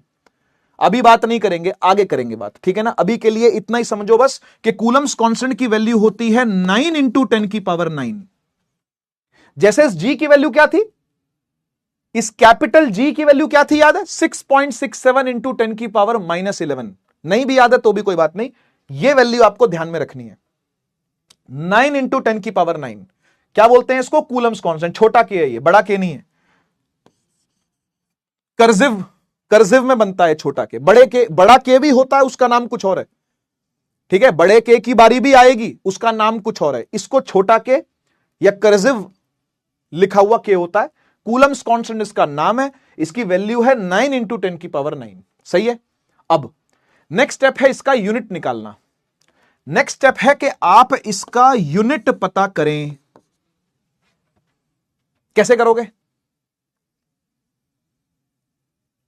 कैसे करोगे यूनिट पता? कैसे करोगे?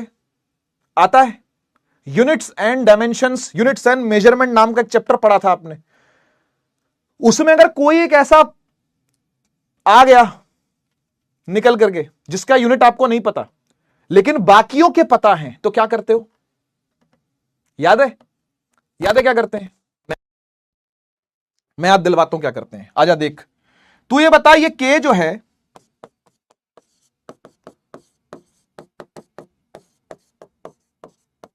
इसका यूनिट आएगा कैसे? एसआई यूनिट ऑफ के आएगा कैसे? तो सुन, सुन भाई, इस वाले फॉर्मूले का यूज करेंगे। F इज इक्वल टू के Q1 Q2 अपॉन में R स्क्वायर। डन। किसका निकालना है? इसका, के का। इस के को अकेला छोड़ दो। जिसका भी यूनिट फाइंड करना हो उस भाई को अकेला छोड़ दो, बाकियों को ले जाओ। R स्क्वायर को ले जाओ F के साथ, ये हो जाएगा FR स्क्वायर, है ना, इज इक्वल टू के। और जो Q1 Q2 है ना, इनको नीचे ले जाओ, है ना, इन दोनों को नीचे ले जाओ, Q1 को भी और Q2 को भी नीचे ले जाओ। क्या कर पाओगे ये काम? क्या ये काम बहुत मुश्किल है क्या? हाँ, आसान है यार, इजी है, बिल्कुल इजी है। देखो फॉर्मूला क्या था? F इज इक्वल टू के Q1 Q2 bye R square. के को अकेला छोड़ना है, R स्क्वायर चला गया F के साथ और Q1 Q2 दोनों आ गए डिवाइड में। ये करना है आपको। तो ये करने में क्या परेशानी है? ये करने में क्या परेशानी है भाई? होपफुली कोई परेशानी आपको नहीं होगी, है ना। अच्छा, अब यूनिट लिखते हैं सबकी। फोर्स की यूनिट क्या होती है? न्यूटन, है ना। फोर्स किसमें कैलकुलेट होती है बेटा? न्यूटन में। ये आर क्या है? डिस्टेंस है। ये डिस्टेंस किसमें कैलकुलेट होता है? मीटर में। तो मीटर का क्या करना पड़ेगा? स्क्वायर करना पड़ेगा, newton metre square divide by charge coulomb में। एक है कि दो हैं? दो हैं, तो कूलंब इंटू कूलंब यानी कूलंब स्क्वायर हो गया, यानी कूलंब स्क्वायर हो गया, है ना। तो ये के की यूनिट क्या आ गई? पूरा पूरा बताओगे तो क्या बताओगे? न्यूटन मीटर स्क्वायर पर coulomb square. Newton metre square पर कूलम स्क्वायर। और जिन बच्चों को क्लास 11th याद है, इस जी की यूनिट भी ऐसे ही निकालते थे। आर स्क्वायर को ले जाए एफ के साथ, दोनों मासों को ले जाए डिवाइड में, न्यूटन मीटर स्क्वायर पर केजी स्क्वायर, यह यूनिट आती थी इसकी, है ना।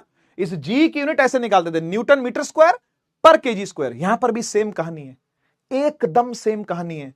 न्यूटन मीटर स्क्वायर कूलंब -2, ये ऊपर जाएगा ना, डिवाइड में है ना बेटा, ये newton metre square divide by C square है ना ये, तो ये सी स्क्वायर ऊपर जाएगा तो क्या बनेगा? Newton metre square coulomb -2।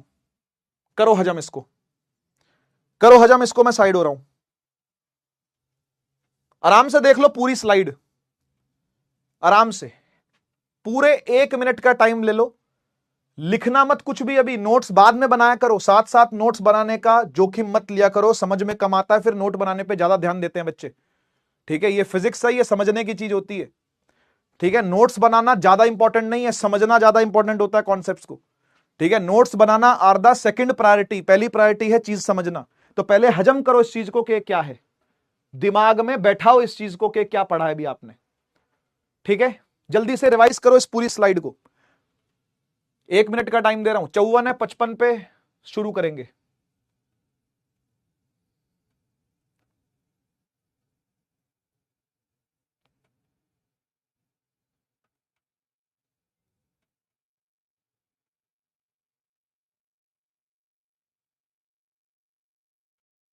पढ़ लो आराम से क्या क्या लिखा हुआ है। दो चार्जेस के बीच की फोर्स है के Q1 Q2 bye are square, ऐसे निकाली जाती है। एफ और आर स्क्वायर के बीच में इनवर्स स्क्वायर लॉ लगा हुआ है, तो नीचे ग्राफ देख सकते हो पैराबोलिक बन रहा है। उसके बाद हमने के का यूनिट निकाला है कोने में दबा के, के को अकेला छोड़ दिया है, आर स्क्वायर चला गया एफ के साथ और चार्जेस आ गए दोनों नीचे, ठीक है, और सबकी यूनिट लिख दी। करो हजम। के की वैल्यू याद रखनी है 9 × 10⁹ याद रखोगे अच्छी बात है, नहीं रखोगे तो दी तो रहती है, लेकिन याद रखो तो अच्छी बात है, तुरंत काम होता है। बता दो मुझे कोई दिक्कत है तो, नहीं तो फायर इमोजी लगा दो। पोल दीजिए बेटा, इसमें क्या पोल दूं मैं कोई क्वेश्चन आए कुछ आए तो पोल दे, ठीक है ना। फायर इमोजी लगा दो अगर बात समझ में आ गई है तो। हजम हुआ? हजम हुआ कि हाजमोला चाहिए है? हजम हुआ कि हाजमोला चाहिए? हजम करो, हजम कर लो बेटा। रिपीट भी कर दिया मैंने तो, सारा पढ़ दिया, सारा पढ़ दिया दोबारा से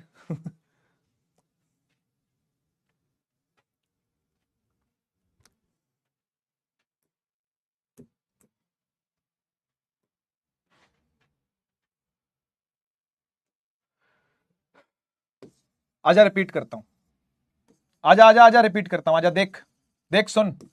ये Q1 चार्ज, ये Q2 चार्ज, दोनों के बीच की दूरी, दोनों के बीच की दूरी R, ठीक है, दोनों के बीच की दूरी R। तो दोनों एक दूसरे के ऊपर फोर्स लगा रहे होंगे, हाँ या ना? अरे अरे मेरे भाई, मान ले ये भी प्लस है, मान ले ये भी प्लस है, तो दोनों एक दूसरे के ऊपर क्या लगाएंगे? फोर्स लगाएंगे। क्या रिपल्सिव फोर्स लगाएंगे? लगाएंगे, लगाएंगे ना। ये वाला चार्ज इसको परे फेंकेगा, बोलेगा जा तू परे मर जाके, और ये वाला इसको बोलेगा जा तू परे मर जाके। दोनों एक दूसरे को धक्का मारेंगे, हाँ या ना बोलो। ये वाला इस पर फोर्स लगाएगा, करेक्ट, ये वाला इस पर फोर्स लगाएगा, करेक्ट। आपको पता है कि इस फोर्स को कैसे लिखते हैं? जब 1 लगा रहा होता है 2 पर, जब 1 लगा रहा होता है 2 पर, क्या बोलते हैं इस फोर्स को? जानते हो? इस फोर्स को बोलते हैं फोर्स ऑन 2 ड्यू टू 1। नई चीज सीखो, नई चीज, वैसे पुरानी चीज है, 11th में भी आता है ये, पर कोई बात नहीं, 11th नहीं पढ़ी तो अब नए सिरे से सीखो, कोई बात नहीं। जब फर्स्ट वाला सेकंड वाले पे फोर्स लगाता है तो बोलते हैं फोर्स ऑन 2 ड्यू टू 1, मतलब फोर्स लगी दूसरे पर पहले के द्वारा, ठीक है। पूरा नाम लिख देता हूं इसका, फोर्स ऑन 2 ड्यू टू 1, ठीक है, मतलब 1 ने फोर्स लगाई 2 पर, फोर्स ऑन 2 ड्यू टू 1। और इस फोर्स को क्या लिखेंगे? इस फोर्स को क्या लिखेंगे? इसे लिखेंगे फोर्स जो 1 पर लगी 2 के द्वारा, है ना, तो इसे बोलेंगे फोर्स ऑन 1 ड्यू टू 2। ठीक हो गया? क्लियर है बात? तो 1 ने लगाई 2 पर, ये रही, 2 ने लगाई 1 पर, वो रही। मैं आपसे ये पूछना चाहता हूं, क्या दोनों ने एक दूसरे पर अलग अलग फोर्स लगाई है क्या? क्या कहते हो आप? क्या कहते हो आप? दोनों ने एक दूसरे पर क्या अलग अलग फोर्स लगाई होगी क्या? नहीं, न्यूटन का थर्ड लॉ है ये। थर्ड लॉ क्या कहता है? Action reaction. ये दोनों एक्शन रिएक्शन पेयर हैं, ठीक है, ये दोनों क्या है? एक्शन रिएक्शन पेयर है। एक ने एक पर एक्शन किया तो उसने उस पर रिएक्शन किया, समझे बात को? तो ये दोनों फोर्सेस जो है F1, 2, F1, 2 ये इक्वल है F2, 1 के, ठीक है। वेक्टोरियली लिखते हैं इसको तो ऐसे लिखते हैं, ऊपर यहां वेक्टर लगाएंगे, यहां भी वेक्टर लगाएंगे, इधर एक माइनस का साइन लगाएंगे। क्यों लगाया माइनस का साइन? क्यों लगाया माइनस का साइन? जानते हो, अगर ये वेक्टर फॉर्म में लिखा जाए तो माइनस का साइन आता है, लेकिन क्यों?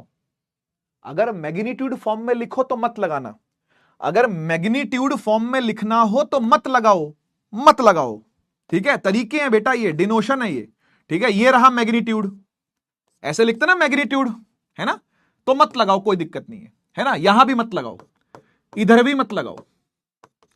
ये देखो मैग्नीट्यूड लिखा हुआ है, यहां कोई साइन वाइन लगाने की जरूरत नहीं, लेकिन अगर वेक्टर फॉर्म में लिखेगा बेटा तो साइन लगाना पड़ेगा, सही है ना। ये वेक्टर फॉर्म है, ये वेक्टर फॉर्म में लिखा हुआ है, ये स्केलर फॉर्म में या फिर मैग्नीट्यूड फॉर्म में लिखा हुआ है खाली, ये मैग्नीट्यूड ओनली। ठीक बात। कुछ बच्चे अपने नोट्स में ना हर छोटी छोटी डिटेल लिखते हैं, ये बहुत अच्छी आदत है, ये बहुत अच्छी आदत है। मैं इसलिए सब छोटी छोटी चीजें लिख देता हूं अपने हाथ से कि ये मैग्नीट्यूड वाली फॉर्म इसको बोलते हैं, मैग्नीट्यूड वाली फॉर्म इसको बोलते हैं वेक्टर वाली फॉर्म, आपको भी याद रहेगा। तो जितनी पीक डिटेलिंग आप नोट्स में लिखोगे ना, आपको उतनी ही हेल्प होगी रिवीजन के टाइम पे। इसलिए लिखा करो डिटेल्स, जो कुछ भी नया सीखो वो लिखो। ठीक है। तो यहां से समझ में आता है अपने को F1,2 F2,1 जो दोनों एक दूसरे पर लग रही हैं फोर्सेस, ये दोनों असल में इक्वल ही हैं और ऑपोजिट भी हैं, और ऑपोजिट होने के चलते माइनस का साइन है ये। ठीक है। इक्वल क्यों आया, ये इक्वल वाला साइन क्यों आया? तो इक्वल वाला साइन इसलिए आया क्योंकि इक्वल होती है, जो इस पर ये लगाएगी वो इस पर ये लगाएगी, दोनों फोर्सेस एक ही हैं, दोनों फोर्सेस सेम ही हैं, मतलब सेम वैल्यू की हैं। और माइनस का साइन क्यों आया? माइनस का साइन इसलिए आया क्योंकि डायरेक्शन अपोजिट है, एक का मुंह उस तरफ है, एक का मुंह उस तरफ है, एक का मुंह इधर है ये देखो, और एक का मुंह इधर है ये देखो, इसलिए माइनस का साइन आया है। ठीक, याद रखोगे इस बात को। तो न्यूटन का थर्ड लॉ फॉलो हो रहा है। ठीक, hair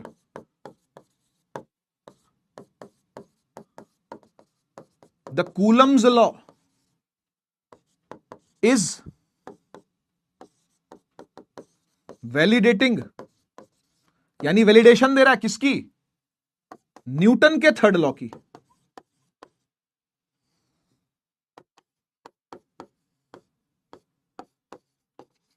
action reaction pair.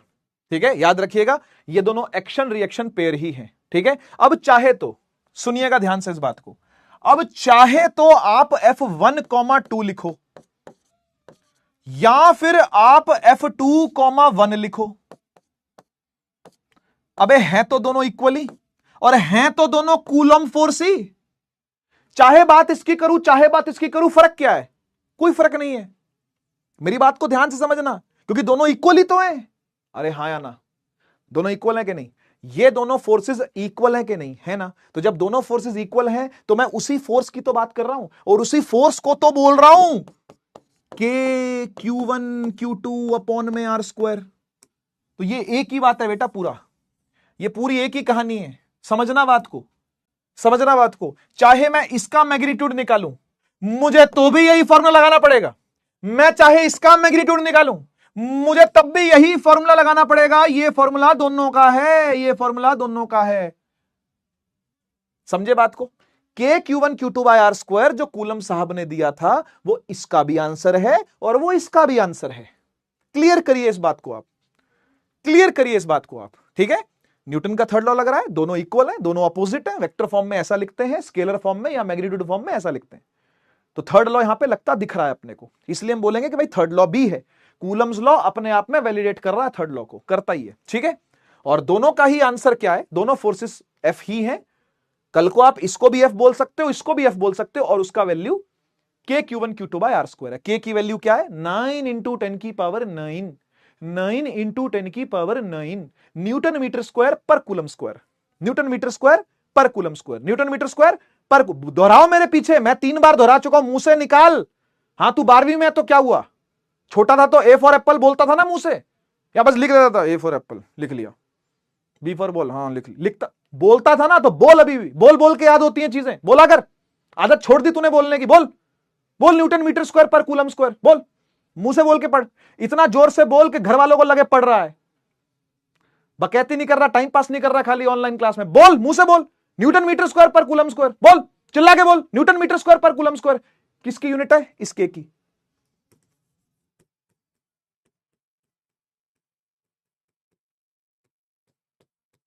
Newton metre square पर कूलम स्क्वायर। ठीक है, याद रखियो।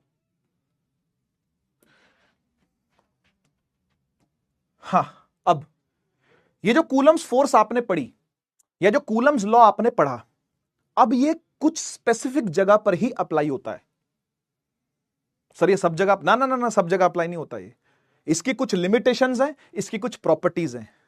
तो आइए सबसे पहले इसकी प्रॉपर्टी नंबर 1 पढ़ते हैं। देखो, कूलम लॉ के बारे में यह कहा जाता है, सुनिएगा, कूलम नहीं बोली है ये बात, अपने मुंह से, अपने खुद के मुंह से बोली है ये बात, कि ये सिर्फ और सिर्फ पॉइंट चार्जेस के लिए वैलिड है। पॉइंट चार्जेस के लिए वैलिड है मतलब सर ऐसी चीजों के लिए क्या ये वैलिड नहीं है? क्या ये ऐसी चीजों के लिए वैलिड नहीं है क्या? ये तो पॉइंट नहीं है ना, ये तो बड़ा सा गोला है, यही पॉइंट नहीं है तो रॉड है। तो ये ऐसी चीजों के लिए क्या कूलम्स लॉ लगता नहीं है क्या? तो लगता नहीं है तो फिर ये भाग कैसे गए, ये रिपेल कैसे हो गए? फिर ये इसने इस नेगेटिव वाले ने इन नेगेटिव वालों को फिर रिपेल कैसे कर दिया? बच्चे के मन में सवाल आता है कि सर आप तो कह रहे हो पॉइंट चार्जेस, कूलम तो कह रहा है पॉइंट चार्जेस। तो बात यह कि आप पॉइंट चार्जेस को ना गलत समझते हो।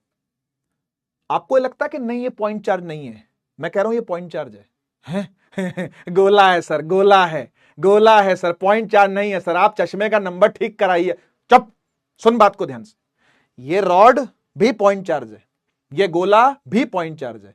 पॉइंट चार्ज का मतलब क्या होता है? पॉइंट चार्ज का मतलब होता है स्टार्स, सितारे। सर ये क्या बोल रहे हो आप? सितारे? कौन से सितारे? किन सितारों की बात कर रहे हो आप? एक बात बताओ, आपने ब्रह्मांड में, आसमान में सितारे देखे हैं कि नहीं देखे? देखे हैं ना, देखे हैं ना। तो क्या सितारे पॉइंट साइज होते हैं क्या सचमुच में? बोलो, क्या स्टार्स जो पॉइंट साइज दिख रहे हैं वो सच में पॉइंट साइज होते हैं क्या? नहीं ना, वो तो बहुत बड़े बड़े सन हैं, वो अपने अपने सोलर सिस्टम के राजा हैं। जैसे हमारे सोलर सिस्टम का राजा कौन है? सन, उसी का सिस्टम है भाई, सोलर सिस्टम सन का सिस्टम है ये। बात समझ में आ रही है ना? तो इनको हम पॉइंट साइज क्यों बोल देते हैं फिर? क्योंकि ये बहुत दूर हैं, क्योंकि ये हमारी आंखों से बहुत दूर हैं और ये आपस में भी एक दूसरे से बहुत दूर हैं। क्या ये बात सही है? इसलिए बिंदु जैसे दिखते हैं, इसीलिए ये बिंदु जैसे दिखते हैं। तो प्लीज मैं आप सभी से गुजारिश करूंगा, मैं आप सभी से रिक्वेस्ट करूंगा कि आप गलती से भी पॉइंट चार्ज का मतलब यह मत समझ लियो कि पॉइंट जितना चार्ज हो, इतना छोटा, इतना छोटा, इतना छोटा, इतना इतना छोटा ना। पॉइंट चार्ज का मतलब होता है बहुत दूर चार्जेस को रखना।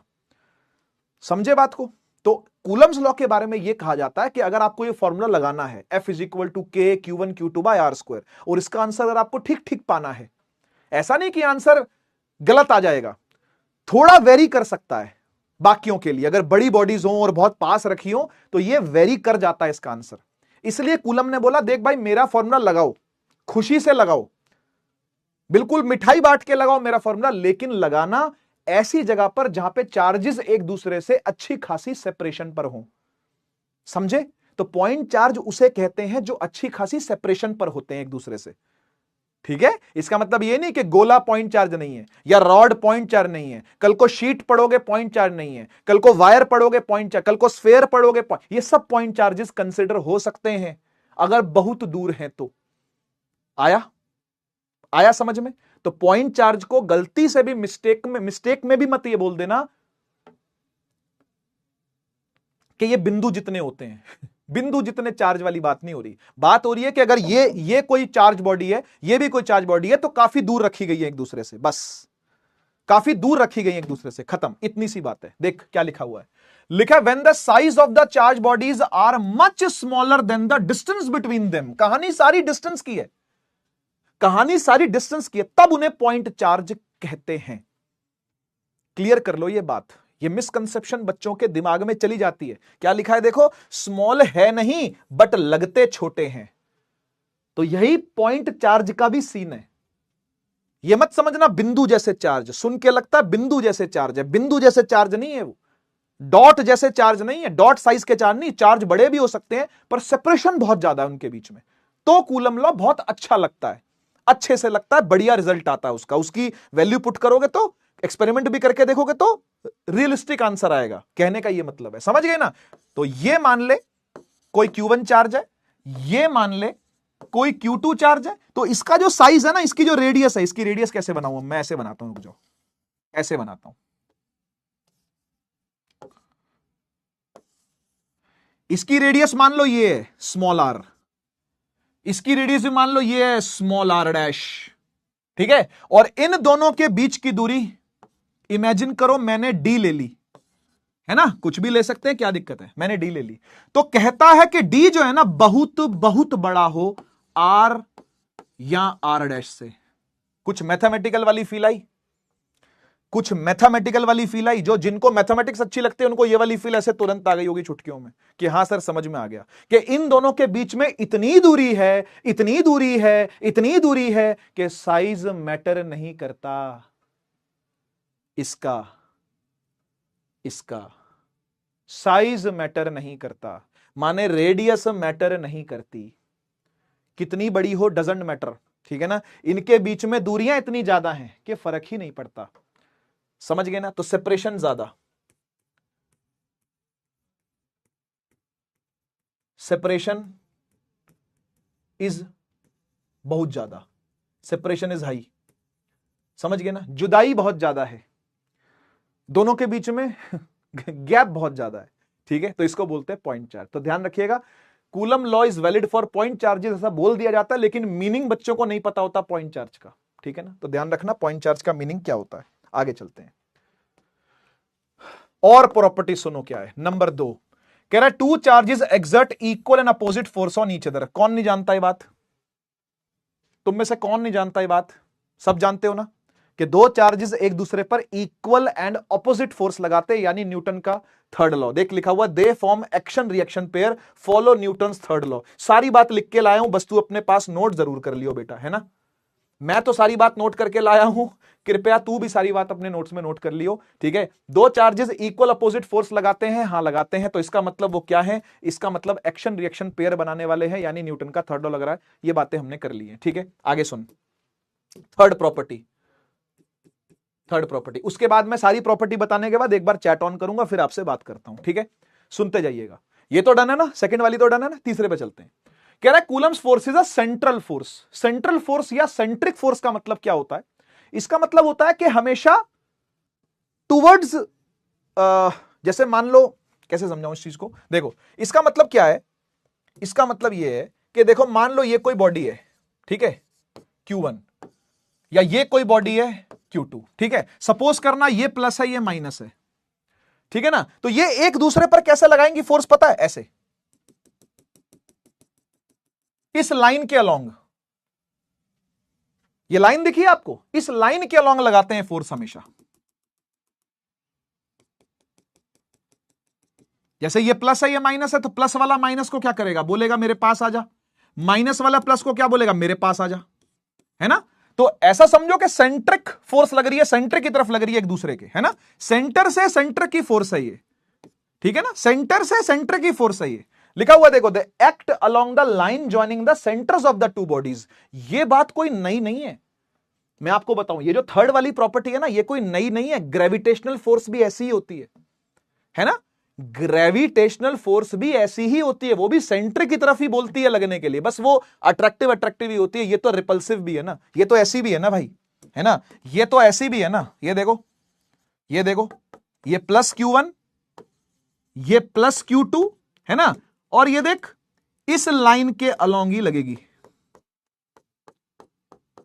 कैसे? ये इसको बोलेगा रिपेल, ये इसको बोलेगा रिपेल, है ना। लग इस लाइन के अलोंग ही रही है, समझ गए ना। और सेंटर से सेंटर पर लगती है, इसके सेंटर से इसके सेंटर पर। ये आर है, ये आर है, ठीक। ग्रेविटेशन वाला ही सेम टू सेम प्रॉपर्टी है, ग्रेविटेशन में भी ऐसा ही था, ठीक है। तो ये they act along the line joining the centres. Centre को सेंटर से ज्वाइन कर लो, सेंटर को सेंटर से ज्वाइन कर लो, उसी के अलोंग ही ये फोर्स लगेगी, रिपल्सिव या अट्रैक्टिव, वो दिखा जाएगा क्या लगेगी, ठीक है ना। ये मैंने आपको पहले बता दिया। चौथा वाला, Coulomb's law follow inverse square law, ये मैं आपको बता चुका हूं। F is inversely proportional to R square. Graph बनेगा दोनों के बीच का, तो ऐसा बनेगा, F यहां लगाने का, R यहां लगाने का, और ऐसा पैराबोलिक ग्राफ बनता है, ठीक है ना। पैराबोला, क्या बोला? पैराबोला, ठीक है, सही है। इनवर्स स्क्वायर लॉ, ये फोर्थ था। आगे फिफ्थ, फिफ्थ कह रहा है Coulomb's force is a long range force. बोले तो इंफिनिटी तक लगती है। आप इस ग्राफ को चेक करो, इधर देखो, इधर देखो, आप इस ग्राफ को चेक करो। ये ग्राफ कभी भी जीरो हो रहा है क्या? करो करो, चेक करो। ये ग्राफ कभी आगे जाके और इसको आगे खींच दूं और इसको भी आगे खींच दूं, ये कभी जीरो नहीं होगा बेटा, कभी जीरो नहीं होगा। ये सीधा सीधा चलता रहेगा। इसको पता क्या बोलते हैं? मैथ्स वाले बच्चे एग्री करेंगे, अगर वो थोड़े से अच्छे लेवल पर मैथ्स पढ़े हैं तो 11th में। ये एक एसिम्प्टोटिक ग्राफ है। एसिम्पटोट सुना है आपने? मुझे लगता नहीं, शायद आपने सुना होगा। जेई वाला अगर कोई यहां पर हो जो 11th की जेई पढ़ के आया है, नीट तो पढ़ के आएगा तो नहीं जानता होगा, लेकिन 11th की जेई अगर पढ़ के आया है, ठीक है ना, तो जब कोई ग्राफ, सुनना मैथमेटिकल टर्म है, जब कोई ग्राफ एक्सिस को टच नहीं कर रहा होता, उसके साथ साथ चलता रहता है। कहां तक? जहां तक तू जाएगी वहां तक। उसे क्या बोलता है? जहां तक तू जाएगी वहां तक। तो ये एक्सिस कहां तक जाती है?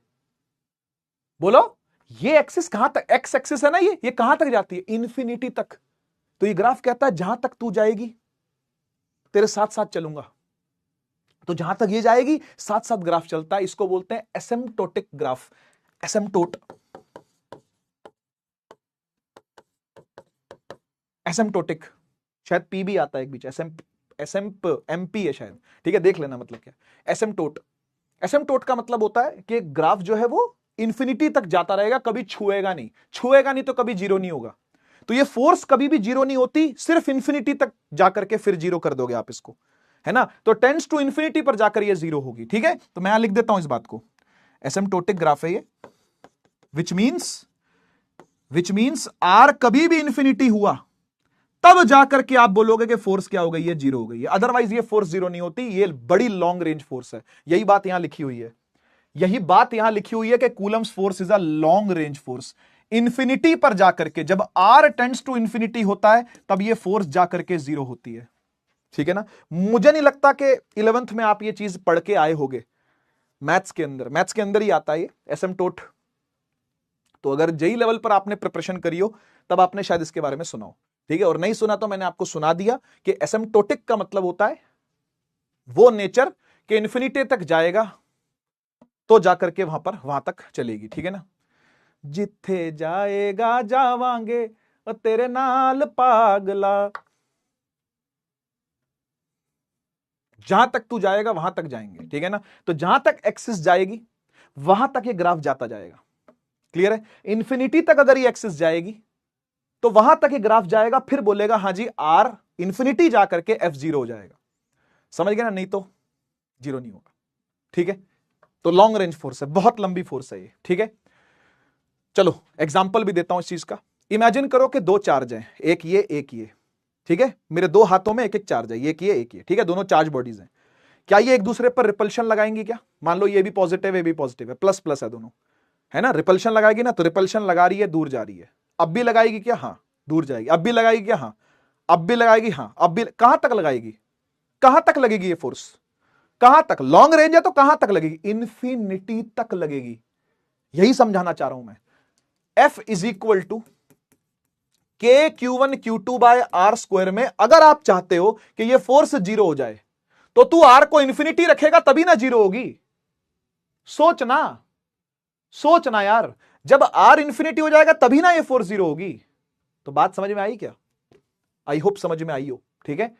तो ये बड़ी लॉन्ग रेंज फोर्स है, इंफिनिटी तक जाकर के फिर जीरो होती है। ग्रेविटेशन का भी ऐसा ही है, ये कोई नई बात नहीं है। ग्रेविटेशन का भी ऐसा ही है, उसका भी एसिम्प्टोटिक ग्राफ बनता है, वो भी एसिम्प्टोटिक है कि जिथे जाएगा जावांगे तेरे नाल पागला, ठीक है ना।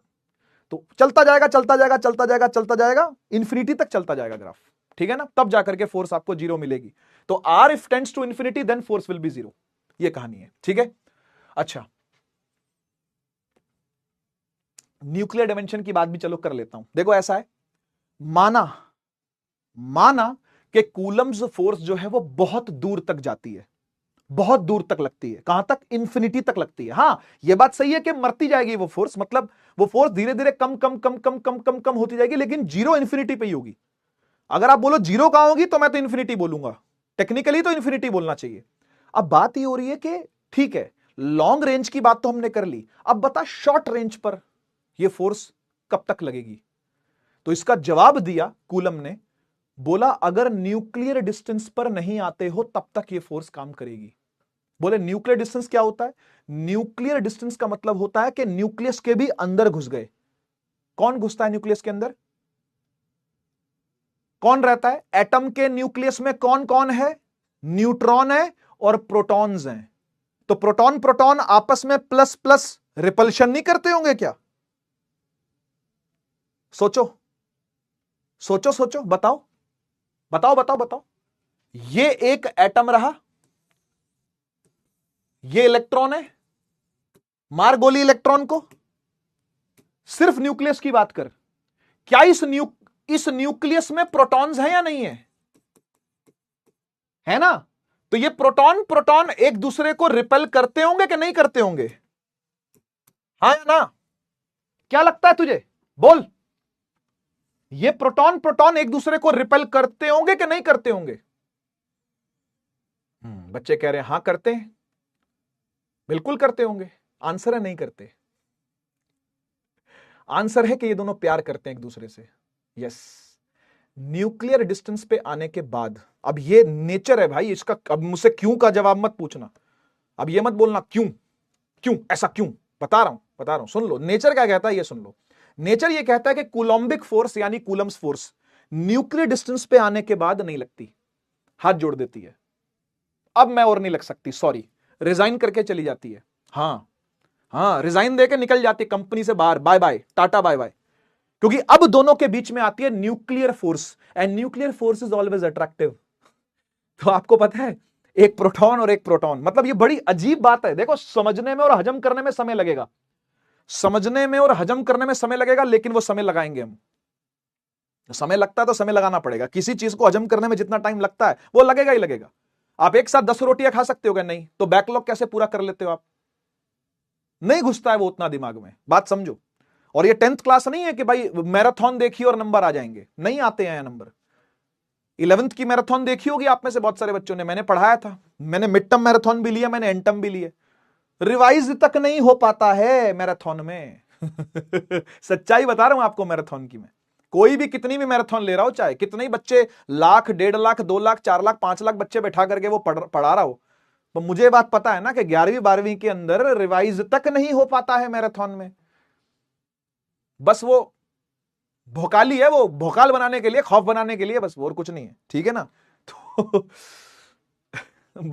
बड़ी विडंबना है भाई इस चीज की। इसलिए स्टार्टिंग से पढ़ो यार, तुम्हें जरूरत ही नहीं पड़नी चाहिए किसी मैराथन की। आपको पता है, लास्ट ईयर जो मेरे परिश्रम के बच्चे थे, लास्ट ईयर के जो मेरे परिश्रम वाले बच्चे थे ना, उन बच्चों ने फाइनल ईयर वाली जो एंड टर्म मैराथन जो होती है वो नहीं देखी थी। मैंने साफ मना कर दिया था। मैंने कहा कोई दिख मत जाना मुझे ऑनलाइन मैराथन लेता हुआ। मैं कहा अगर तू डेली पढ़ रहा है, रोज के रोज पढ़ाई कर रहा है, ठीक है, रिवीजन के लिए तुझे लेक्चर अगर चाहिए तो वो मेरे पास है। रिवीजन के लेक्चर देख तू, सिलेबस तो जल्दी खत्म हो ही जाता है। दिवाली पे सिलेबस खत्म कर दिया था मैंने पिछले साल परिश्रम का, 12वीं का। ठीक है ना? उसके बाद क्या था? उसके बाद रिवीजन है, प्रैक्टिस है, सैंपल पेपर है, फलाना है, डिमकाना है, प्री बोर्ड है, प्री बोर्ड 2 है, प्रैक्टिकल आ गए, फाइलें बनानी है, ये वो पूरा चलता रहता है वो। ठीक है ना? मैं कहा मैराथन में कोई नहीं दिखना चाहिए भाई तुम में से। और मुझे बहुत सारे बच्चों के मैसेज आए, इवन मैंने मैराथन ली थी मुझे पता है, लेकिन मुझे ये बात पता है कि वो बच्चे बंद करके बैठे थे अपने नेट, अपने इंटरनेट बंद करके बैठे थे वो बच्चे। और जब मैराथन खत्म हो गई, एग्जाम्स खत्म हो गए, तो उन बच्चों ने वापस से इंस्टाग्राम इंस्टॉल किया, री इंस्टॉल किया, और वो आ करके मुझे बता के गए हैं कमेंट सेक्शन, डीएम में, कि सर हमने कोई मैराथन अटेंड नहीं करी, आपने मना किया था, हम क्यों करें अटेंड, आपने मना किया था। तो वो अपना रिवीजन कर रहे थे, सेल्फ रिवीजन कर रहे थे, प्रैक्टिस कर रहे थे। तो मैं आपको बताऊं, ये ढकोसला होता है बहुत बड़ा, कि मैराथन से बहुत कुछ उखाड़ लोगे। 10वीं क्लास नहीं है ये 12th है। 12th क्लास में मैराथन से रिवाइज भी नहीं हो पाता है। मैं आपको सच बताऊं तो रिवीजन भी नहीं हो पाता, चाहे कोई कुछ भी बोल ले, कितना मर्जी कोई टीचर कितना ही महान बन ले आपके सामने आकर के, पर मैं आपको सच बताऊंगा। ठीक है ना? पढ़ाएंगे, सब चैनलों पर चल रही होगी मैराथन। ठीक है ना? नीट वाले भी ले रहे होंगे, जेई वाले भी ले रहे होंगे, फाउंडेशन वाले भी ले रहे होंगे, एनसीईआरटी वाले भी ले रहे होंगे। ठीक है ना? मैं भी शायद अपने चैनल पर पढ़ा रहा हूँ, जो मेरा रक्षक सर साइंस चैनल है, आप सभी जानते हो। ठीक है ना? मैं वहां पर भी शायद पढ़ा रहा हूँ या कहीं और भी पढ़ा रहा हूँ। परिश्रम 1 वाले से मैं एक्सपेक्ट नहीं करता कि वो आएगा उस मैराथन में। मैं नहीं चाहता कि आप में से एक भी बच्चा आए, मुझे नहीं चाहिए आपका व्यू, मुझे नहीं चाहिए। पैसा तो उस पर लगा ही नहीं होता, मोनेटाइज मैं करता ही नहीं हूं मैराथन्स के टाइम पे, क्योंकि फिर बच्चे को ऐड दिखती है तो डिस्ट्रैक्ट होता है बच्चा। तो मैं उस टाइम वीडियोस को मोनेटाइज तो करता ही नहीं हूं अपने चैनल पर जब मैराथन लेता हूं। तो आप में से कोई ना आए प्लीज। परिश्रम 2.0 वाला कोई आता हो, 3.0 वाला कोई आता हो, बोर्ड बूस्टर वाला कोई आता हो, बहुत सारे आते हैं ना ऐसे बैचेस, वो वाले कोई आते हो तो आते हो। आपके पास एडवांटेज है, आपके पास समय है, आप अवेयर हो, आपकी 11th बर्बाद थी, आपको मेहनत करनी है, आपके अंदर आग जल रही है, तो क्या जरूरत है 12 घंटे आकर के, 11 घंटे आकर के रोज स्क्रीन के आगे बैठने की? आपको लगता है कि रिवीजन हो जाता है? जो तुम खुद रिवाइज कर पाओगे ना, वो कोई नहीं करवा पाएगा, कोई भी नहीं, क्योंकि टीचर तो अपने हिसाब से आ रहा है चीजों को लेकर के। बात समझ रहे हो ना? तो जो भी रिवीजन होता है, जितने भी रिवीजन होते हैं, वो वीडियोस पहले देख लिया करो। उसके बाद जब आपके बोर्ड के एग्जाम आने वाले हों, है ना, तो आपको आइसोलेट होना है ये संसार से, और उस टाइम पर आपने अपने माइंड को ट्रेन करना है कि भाई मुझे क्या चीज करनी है, मुझे कितनी मेहनत करनी है, मैं कहां पर खड़ा हूं या मैं कहां पर खड़ी हूं, मुझे अभी और कितने क्वेश्चंस लगाने हैं, मुझे अभी और कौन सा चैप्टर नहीं मुझे आता वो मुझे करना है, या मैं इसमें वीक हूं या मैं इसमें अच्छा हूं, ये जज करना होता है उस टाइम पर आपको। उस टाइम पर किसी और के भरोसे नहीं चलना होता है। तो मेरी आप लोगों से रिक्वेस्ट है कि आप बहुत जागरूक बच्चे हो और बहुत अच्छे बच्चे हो, तेजी से समझते हो चीजों को, ये एनर्जी, ये मोमेंटम, ये तरीका जो आप चला रहे हो, इसी को कंटिन्यू करना थ्रू आउट द ईयर। और यही करना सबसे मुश्किल होता है, यही करना सबसे मुश्किल होता है। पूरे साल डिसिप्लिन मेंटेन करे रखना, पूरे साल कंसिस्टेंसी मेंटेन करे रखना, यही सबसे मुश्किल चीज होती है, और यही मुश्किल चीज आपको करनी है, क्योंकि आपके पास एज है। आप उनसे आगे हो जो कभी 2.0 में आएंगे, कभी 3.0 में आएंगे, कभी बोर्ड बूस्टर में, कभी क्रैश कोर्स में, कभी वन शॉट में, कभी मैराथन में, कभी ये सीरीज, कभी वो सीरीज में आएंगे। आप उनसे बहुत आगे हो, तो ये अगड़ापना जो है ना, इसको मेंटेन करके चलो थ्रू आउट द ईयर। और आपको किसी मैराथन की जरूरत नहीं है, किसी यूट्यूब चैनल की जरूरत नहीं है, मैं सच बता रहा हूं, इस बैच के अलावा कुछ और नहीं। वो बच्चे लौट करके परिश्रम 26 में आ रहे हैं, जो बच्चे परिश्रम 26 से चले गए थे, मतलब पढ़ लिए थे, अब वो सीयूईटी की तैयारी कर रहे हैं, तो वापस आकर के वो मेरे लेक्चर देख रहे हैं, वो मुझे मैसेज करते हैं रोज के सर सीयूईटी के लिए कुछ अपने चैनल के ऊपर कुछ वीडियोस बना दो, कुछ प्रैक्टिस कर दो। मैं कर भी दूंगा, अभी मैंने सोचा हुआ वो चीज, मैंने डाला भी था अपने टेलीग्राम पर कि मैं सीयूईटी के लिए कुछ लेक्चर्स बनाऊंगा। ये उन बच्चों के लिए बना रहा हूं जो 12वीं पास हो चुके हैं, ठीक है ना? तो वो तो चलो एक अलग चीज है, लेकिन ये जो लेक्चर बन जाएंगे ना, एक बार जब मैं पढ़ा रहा हूं आपको, जो ये चल रहा है, जो पूरी परिश्रम 2027 की जो सीरीज पूरी चल रही है 12वीं क्लास की, जब ये पूरी हो जाएगी ना, तो ये आपके लिए सब कुछ हो जाएगी। यही गीता, बाइबल, कुरान सब यही है आपके लिए। अगर फिजिक्स 12th फोड़ना है तो इससे भर कुछ भी और करने की आपको जरूरत नहीं पड़ेगी। इवन सीयूईटी के लिए भी कुछ और जरूरत नहीं पड़ेगी, इवन एनडीए के लिए भी कुछ और जरूरत नहीं पड़ेगी, अगर आप मैथ से ठीक से पढ़ लेते हो तो। और फिजिक्स पीसीएम के साथ अगर आप चला रहे हो, पीसीबी के साथ अगर आप चला रहे हो, और आपको एनडीए करना है, तो फिजिक्स तो हो ही रही है ये वाली। तो मैं आपको बताऊं कि ये 2 एग्जाम तो क्रैक कर ही लोगे आप, एनडीए जो करना चाहें, सीयूईटी जो करना चाहें। तो ये चीज मैं आपको बता रहा था कि भाई टाइम पास नहीं करने का, ठीक है? और चीजें हजम करने में समय लगता है, और वो समय आपके पास है, एम्पल टाइम है, इनफ समय आपके पास है। इतने डिटेल में ये सब चीजें मैं कभी बोर्ड बूस्टर पढ़ाते हुए या क्रैश कोर्स पढ़ाते हुए बता पाऊंगा क्या? कभी नहीं। इतनी गाइडेंस जो अभी दे पाते हैं खड़े होकर के, इतनी बातें कर पाते हैं क्या वहां कर पाऊंगा? बिल्कुल भी नहीं। वहां तो खट खट खट खट खट पढ़ाते रिकॉर्डेड लेक्चर के अंदर, ना बच्चा हमें जानता ना हम बच्चे को जानते। तो समझिए इस बात को, आप एडवांटेज पर हो, ठीक है? और इस एडवांटेज को मेंटेन करके रखना, और यही मेंटेन करना ही सबसे मुश्किल काम है। पूरे साल कंसिस्टेंट बने रहना, डटे रहना, टिके रहना, बने रहना ही सबसे मुश्किल काम होता है, और यही मुश्किल काम आपको करना है। बस इतना समझ लो। जल्दी अवेयर हो गए हो, बैच ले लिया है, खरीद लिया है, तो अब उस पर चलो भी, और चलो तो शिद्दत से चलो, बढ़िया से चलो, ठीक है? खैर, मैं बात कर रहा था, न्यूक्लियस के अंदर 2 प्रोटॉन होते हैं या 2 से ज्यादा प्रोटॉन होते हैं, तो एक दूसरे पर रिपल्सिव फोर्स नहीं लगाते हैं। सुन के हैरानी होती है, सुन के हजम भी नहीं होता, हाजमा उल्टा खराब हो जाता है सुनकर के, सर ये क्या बकवास है। प्लस प्लस तो रिपेल करते हैं, हाँ करते हैं, लेकिन फर्मी डिस्टेंस से ज्यादा डिस्टेंस पे। यही बात कूलम बोल के गया है, यही बात कूलम साहब बोल के गए हैं कि न्यूक्लियर डायमेंशन पर अगर आप खड़े हो, यानी आर, यानी कि डिस्टेंस 10⁻⁻15 मीटर अगर है ना, तो कूलम्स फोर्स काम नहीं करेगी, ठीक है? फर्मी डिस्टेंसेस पर यह काम नहीं करती है, ठीक है? तो ये क्या करने लगेंगे पता है? ये एक दूसरे को अट्रैक्ट करने लगेंगे। कितनी अजीब सी बात है ना, कितनी अजीब सी बात है ना, ये अट्रैक्ट करना शुरू कर देते, प्रोटॉन प्रोटॉन अट्रैक्शन आ जाती है। और एक बात बोलूं, न्यूट्रॉन न्यूट्रॉन भी अट्रैक्ट करने लगते हैं। सर न्यूट्रॉन तो न्यूट्रल है, हां चार्ज सोचना ही नहीं है आपने। जब आप फर्मी डिस्टेंस पर आ गए हो, फेम्टो डिस्टेंस पर, ये फेम्टोमीटर बोलते हैं ना, 10⁻⁻15 को बोलते हैं फेम्टोमीटर, दिस इज फेम्टोमीटर, ये 1 FM है, 1 FM फेम्टोमीटर। इतने डिस्टेंस पे आने के बाद चार्ज वार्ज का कोई औकात ही नहीं रह जाता, चार्ज वार्ज की कोई औकात ही नहीं है। प्लस प्लस भी अट्रैक्ट कर रहे होंगे, न्यूट्रॉन न्यूट्रॉन भी अट्रैक्ट कर रहे होंगे, और न्यूट्रॉन प्रोटॉन भी अट्रैक्ट करते हैं, सब अट्रैक्ट करते हैं न्यूक्लियर डिस्टेंस पे। ठीक है, प्रोटॉन प्रोटॉन में अट्रैक्शन है, ठीक है ना, पीपी अट्रैक्शन बोलते हैं इसको, पीपी। ऐसे ही एनपी अट्रैक्शन भी होती है, और ऐसे ही एनएन अट्रैक्शन भी होती है। ठीक है ना, सुन के बहुत अजीब लगता है, लेकिन यही सच है, यही सच है, यही नेचर है भाई, यही कुदरत है भाई, कुदरत ने जैसा बनाया बन गए। ठीक है ना, तो वही बात है। ठीक है, तो कूलम्स फोर्स जो है वो एक लॉन्ग रेंज फोर्स है। लॉन्ग रेंज का मतलब फर्मी डिस्टेंस से ज्यादा, यानी कि न्यूक्लियर डिस्टेंस से ज्यादा, और इनफाइनाइट डिस्टेंस तक, लगभग बोलते हैं 10 की पावर 18 मीटर। ये बहुत ज्यादा है, 10 की पावर 18 इंफिनिटी से कुछ कम नहीं है। समझ रहे हो ना, 10 की पावर 18 मीटर तक लगभग ये लगती है, तो काफी लंबी रेंज है, काफी लंबी रेंज है। फर्मी डिस्टेंस से लेकर के न्यूक्लियर से बाहर निकलने से लेकर के और इनफाइनाइट डिस्टेंस तक ये फोर्स काम करती है। ठीक है ना, तो अपने आप में बड़ी हैरानी वाली बात है ये, है ना। फिर आता है Coulomb's force depends on the medium. सही बात है, ये बिल्कुल सही बात है। इसके बारे में डिटेल्स आगे भी आएंगी, अभी तो सिर्फ आप सुन लो, अभी तो आप केवल सुन लो इस बात को कि जो कूलम्स फोर्स है ना, ये डिपेंड करती है इस बात पर कि चार्जेस को कहां रखा गया है।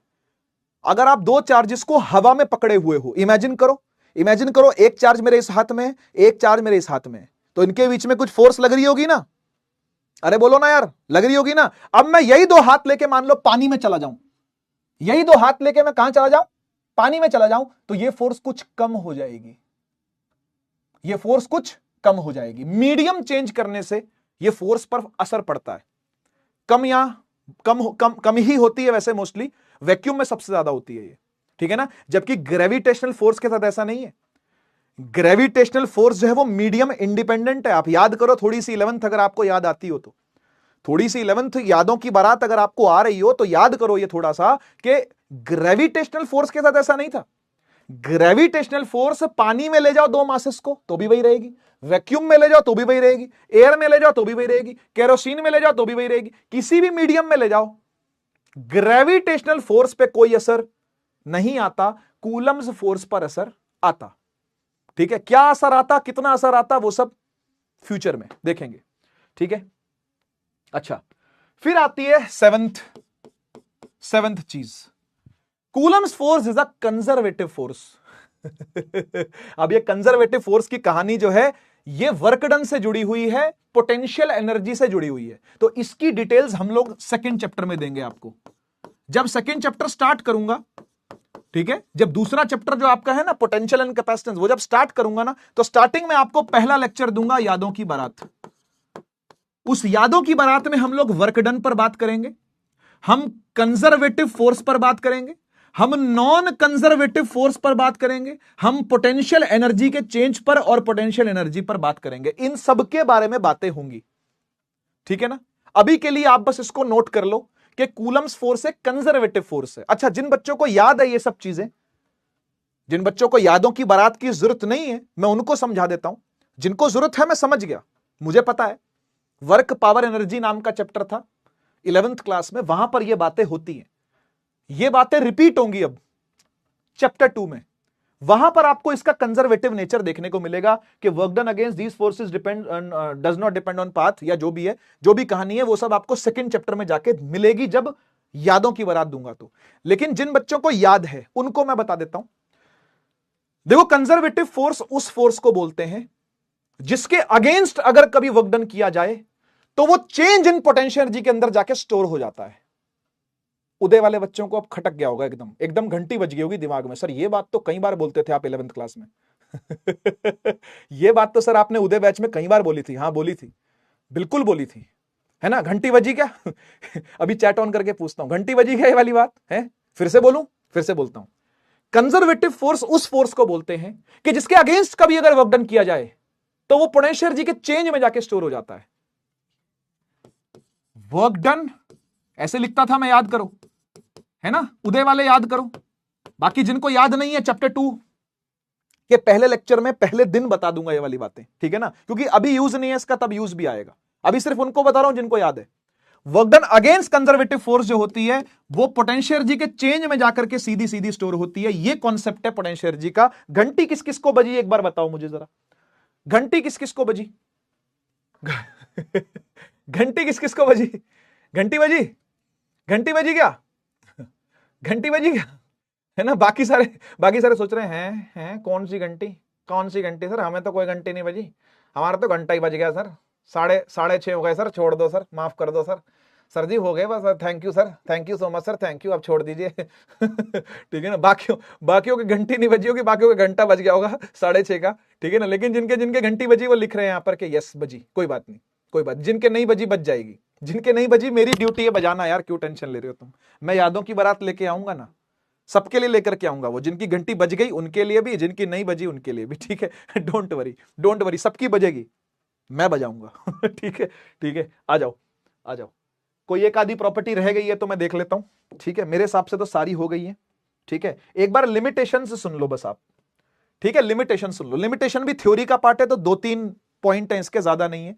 क्या लिखा हुआ है देखो, लिमिटेशंस ऑफ कूलम्स लॉ, यानी कूलम्स लॉ कहीं कहीं जगहों पर नहीं भी लगता, तो कहां नहीं लगता? पहली चीज, जब चार्ज रेस्ट पर होंगे ना तभी कूलम्स लॉ अप्लाई होता है, माने चलते चार्जों में कूलम लॉ की बातें नहीं होती, क्योंकि फोर्स का नाम ही इलेक्ट्रोस्टैटिक फोर्स ऑफ अट्रैक्शन है।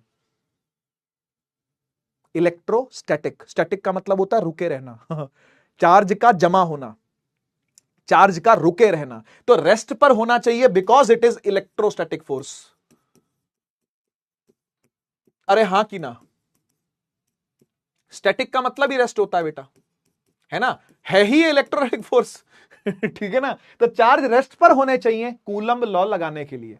अगर चार्ज दौड़ते फिर रहे हैं तो जाओ अपनी ऐसी की तैसी कराओ, नहीं लगाऊंगा मैं कूलम्स लॉ। ठीक है, समझ में आया ना, अगर चार्ज दौड़ता भागता दिख जाए तो बोलना चल तू निकल, नहीं लगाएंगे कूलम्स लॉ हम, ठीक है। कूलम लॉ लगेगा ही तब जब चार्ज होंगे रेस्ट पर, डन। दूसरी बात, must be point charges. Point charge कौन होते हैं? मारूंगा पिटाई करूंगा तेरे घर पे आके।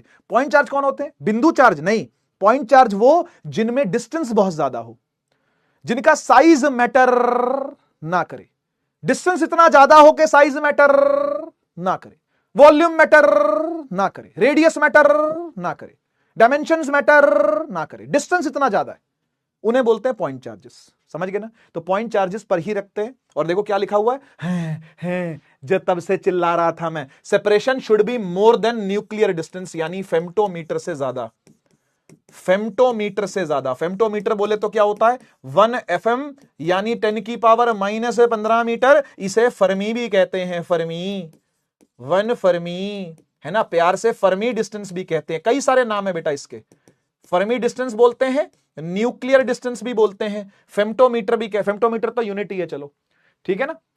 1 FM 10⁻⁻15 मीटर के बराबर होता है, तो कह रहे कि इससे ज्यादा होना चाहिए, इससे कम हुआ तो भूल जाके कूलम लॉ लगेगा, डन। ठीक है, चलिए इतना रखते हैं आज की क्लास को हम, ठीक है। एक बार मैं फटाफट से सारी प्रॉपर्टीज दोबारा रिवाइज करवा देता हूं, ठीक है, फिर आपसे एक बार पूछ लेता हूं कि कोई कंफ्यूजन हो तो उसको मैं दोबारा एक्सप्लेन कर दूंगा। फटाफट से आ जाओ। देखो सबसे पहले क्या था, पॉइंट चार्जेस पर ही लगेगी। पॉइंट चार्ज कौन होते हैं? सेपरेशन बहुत ज्यादा, साइज मैटर, जिनका ना करे, इतनी दूरी हो, दो लोगों के बीच में इतनी दूरी आ जाए कि साइज मैटर नहीं करना चाहिए, मतलब समझ गए ना, रेडियस मैटर ना करे, उनका क्या डायमेंशन है वो मैटर ना करे, इतनी लंबी दूरी दोनों के बीच में होनी चाहिए।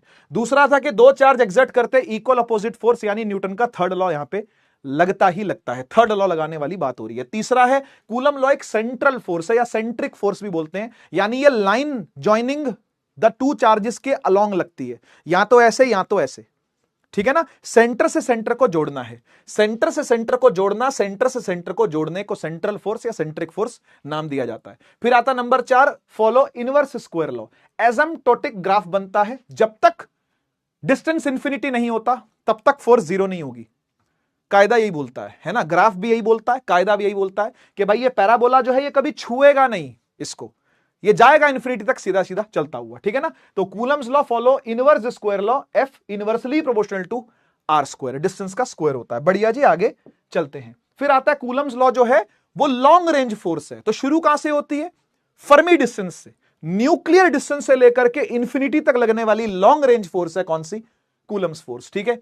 फिर कूलम्ब फोर्स जो है वो मीडियम पे डिपेंड करती है, एयर में अलग, वैक्यूम में अलग, पानी में अलग, केरोसिन में अलग, पेट्रोल में अलग, डीजल में अलग।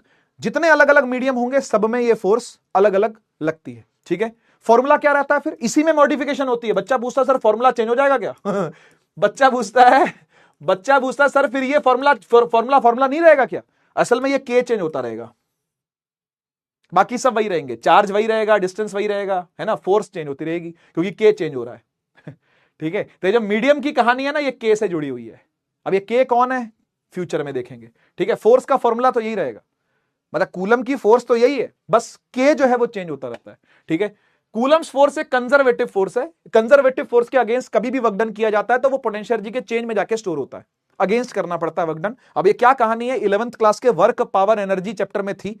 अगर आपके पास उदय का एक्सेस पड़ा हुआ हो तो जाके देख लेना, नहीं तो वेट करो चैप्टर 2 स्टार्ट होने की, पहले ही क्लास में बताऊंगा ये सब बातें। पहला लेक्चर का आधा पौना घंटा जो होगा ना, उसमें 11th ही पढ़ा रहूंगा मैं। ठीक है, तो टेंशन ना लें। अगर आपको ये कहानी समझ में नहीं आई है, कॉपी में लिख जरूर लेना, ऐसा ना हो कि आप लिखो ही ना, कॉपी में लिख जरूर लेना, लेकिन डिटेल्स चैप्टर 2 की एकदम स्टार्टिंग में दे देंगे, उससे पहले तक इसका कोई काम भी नहीं है। ठीक है, वेक्टर फॉर्म नेक्स्ट क्लास में देखेंगे, कोई बात नहीं। ठीक है, और लिमिटेशंस कूलम्ब लॉ की जो है वो 3 ही है। पहला क्या, रेस्ट पर होना चाहिए, इलेक्ट्रोस्टैटिक नाम है क्योंकि फोर्स का। दूसरा, पॉइंट चार्जेस होने चाहिए। तीसरा, सेपरेशन न्यूक्लियर डिस्टेंस से ज्यादा होनी चाहिए। इसी के साथ आज की क्लास में बस इतना ही। होमवर्क बेटा यही है ना, एक बार मैं चैट भी ऑन कर लेता हूं, बात भी कर लेते हैं, है ना। कोई प्रॉपर्टी समझ ना आई हो तो बता दो, अगर समझ में आ गई तो फायर इमोजी बहुत है। ठीक है, हाँ, तो होमवर्क ये है बेटा कि अब बेशक से ट्राई करके देखना डीपीपी, वही वाली 1 वाली जो मैंने आपको पहले दी थी, है ना। ट्राई करना, बन जाए तो ठीक है, नहीं तो ट्राई करो कि अब 1-2 सवाल और आगे बढ़ेंगे उसमें। मान लो 4 सवाल हो गए थे, 6 हो जाएंगे, अब 6 हो गए थे 8 हो जाएंगे, अब 9 हो गए थे 10 हो जाएंगे, अब 1 भी नहीं हुआ था तो 3-4 हो जाएंगे। अब थोड़ा थोड़ा उस जगह से आप आगे बढ़ोगे। परफेक्शन का मतलब यह नहीं होता है, मतलब समझो, डिसिप्लिन का मतलब यह नहीं होता है कि परफेक्शन आ जाएगी। डिसिप्लिन का मतलब होता है कि बने रहना है, कंसिस्टेंटली काम करते रहना है, इसी का नाम डिसिप्लिन होता है। वो काम परफेक्ट हो जाएगा, वो काम 100/100 हो जाएगा, कोई जरूरी नहीं है वो 40/100 भी होगा तो भी चलेगा, 50/100 भी होगा तो भी, लेकिन एक दिन आएगा जब वो 100/100 भी हो जाएगा, ध्यान रखना। ठीक है, डीपीपी ट्राई करिएगा बेटा, और रिकॉल करके सोना, ये मैं हमेशा याद दिलाता रहूंगा आपको। ठीक है, रिकॉल करके सोना, जो पढ़ा दिया जिस दिन पढ़ा दिया, कंटेंट बहुत ज्यादा होता है बेटा तो भूल जाओगे चीजें बाद में। अभी तो 1-2 लेक्चर ही हुए हैं तो चीजें याद रहेंगी, लेकिन जब ये लेक्चर हो चुके होंगे ना 40-50 तो पुरानी चीजें भूलने लगोगे आप। तो पुरानी चीजें ना भूलो, उसी का इलाज बता रहा हूं कि रिकॉल करके ही सोएं। मिलते हैं नेक्स्ट क्लास में, तब तक के लिए take care, tata bye bye, Bharat Mata की जय, जय हिंद, वंदे मातरम।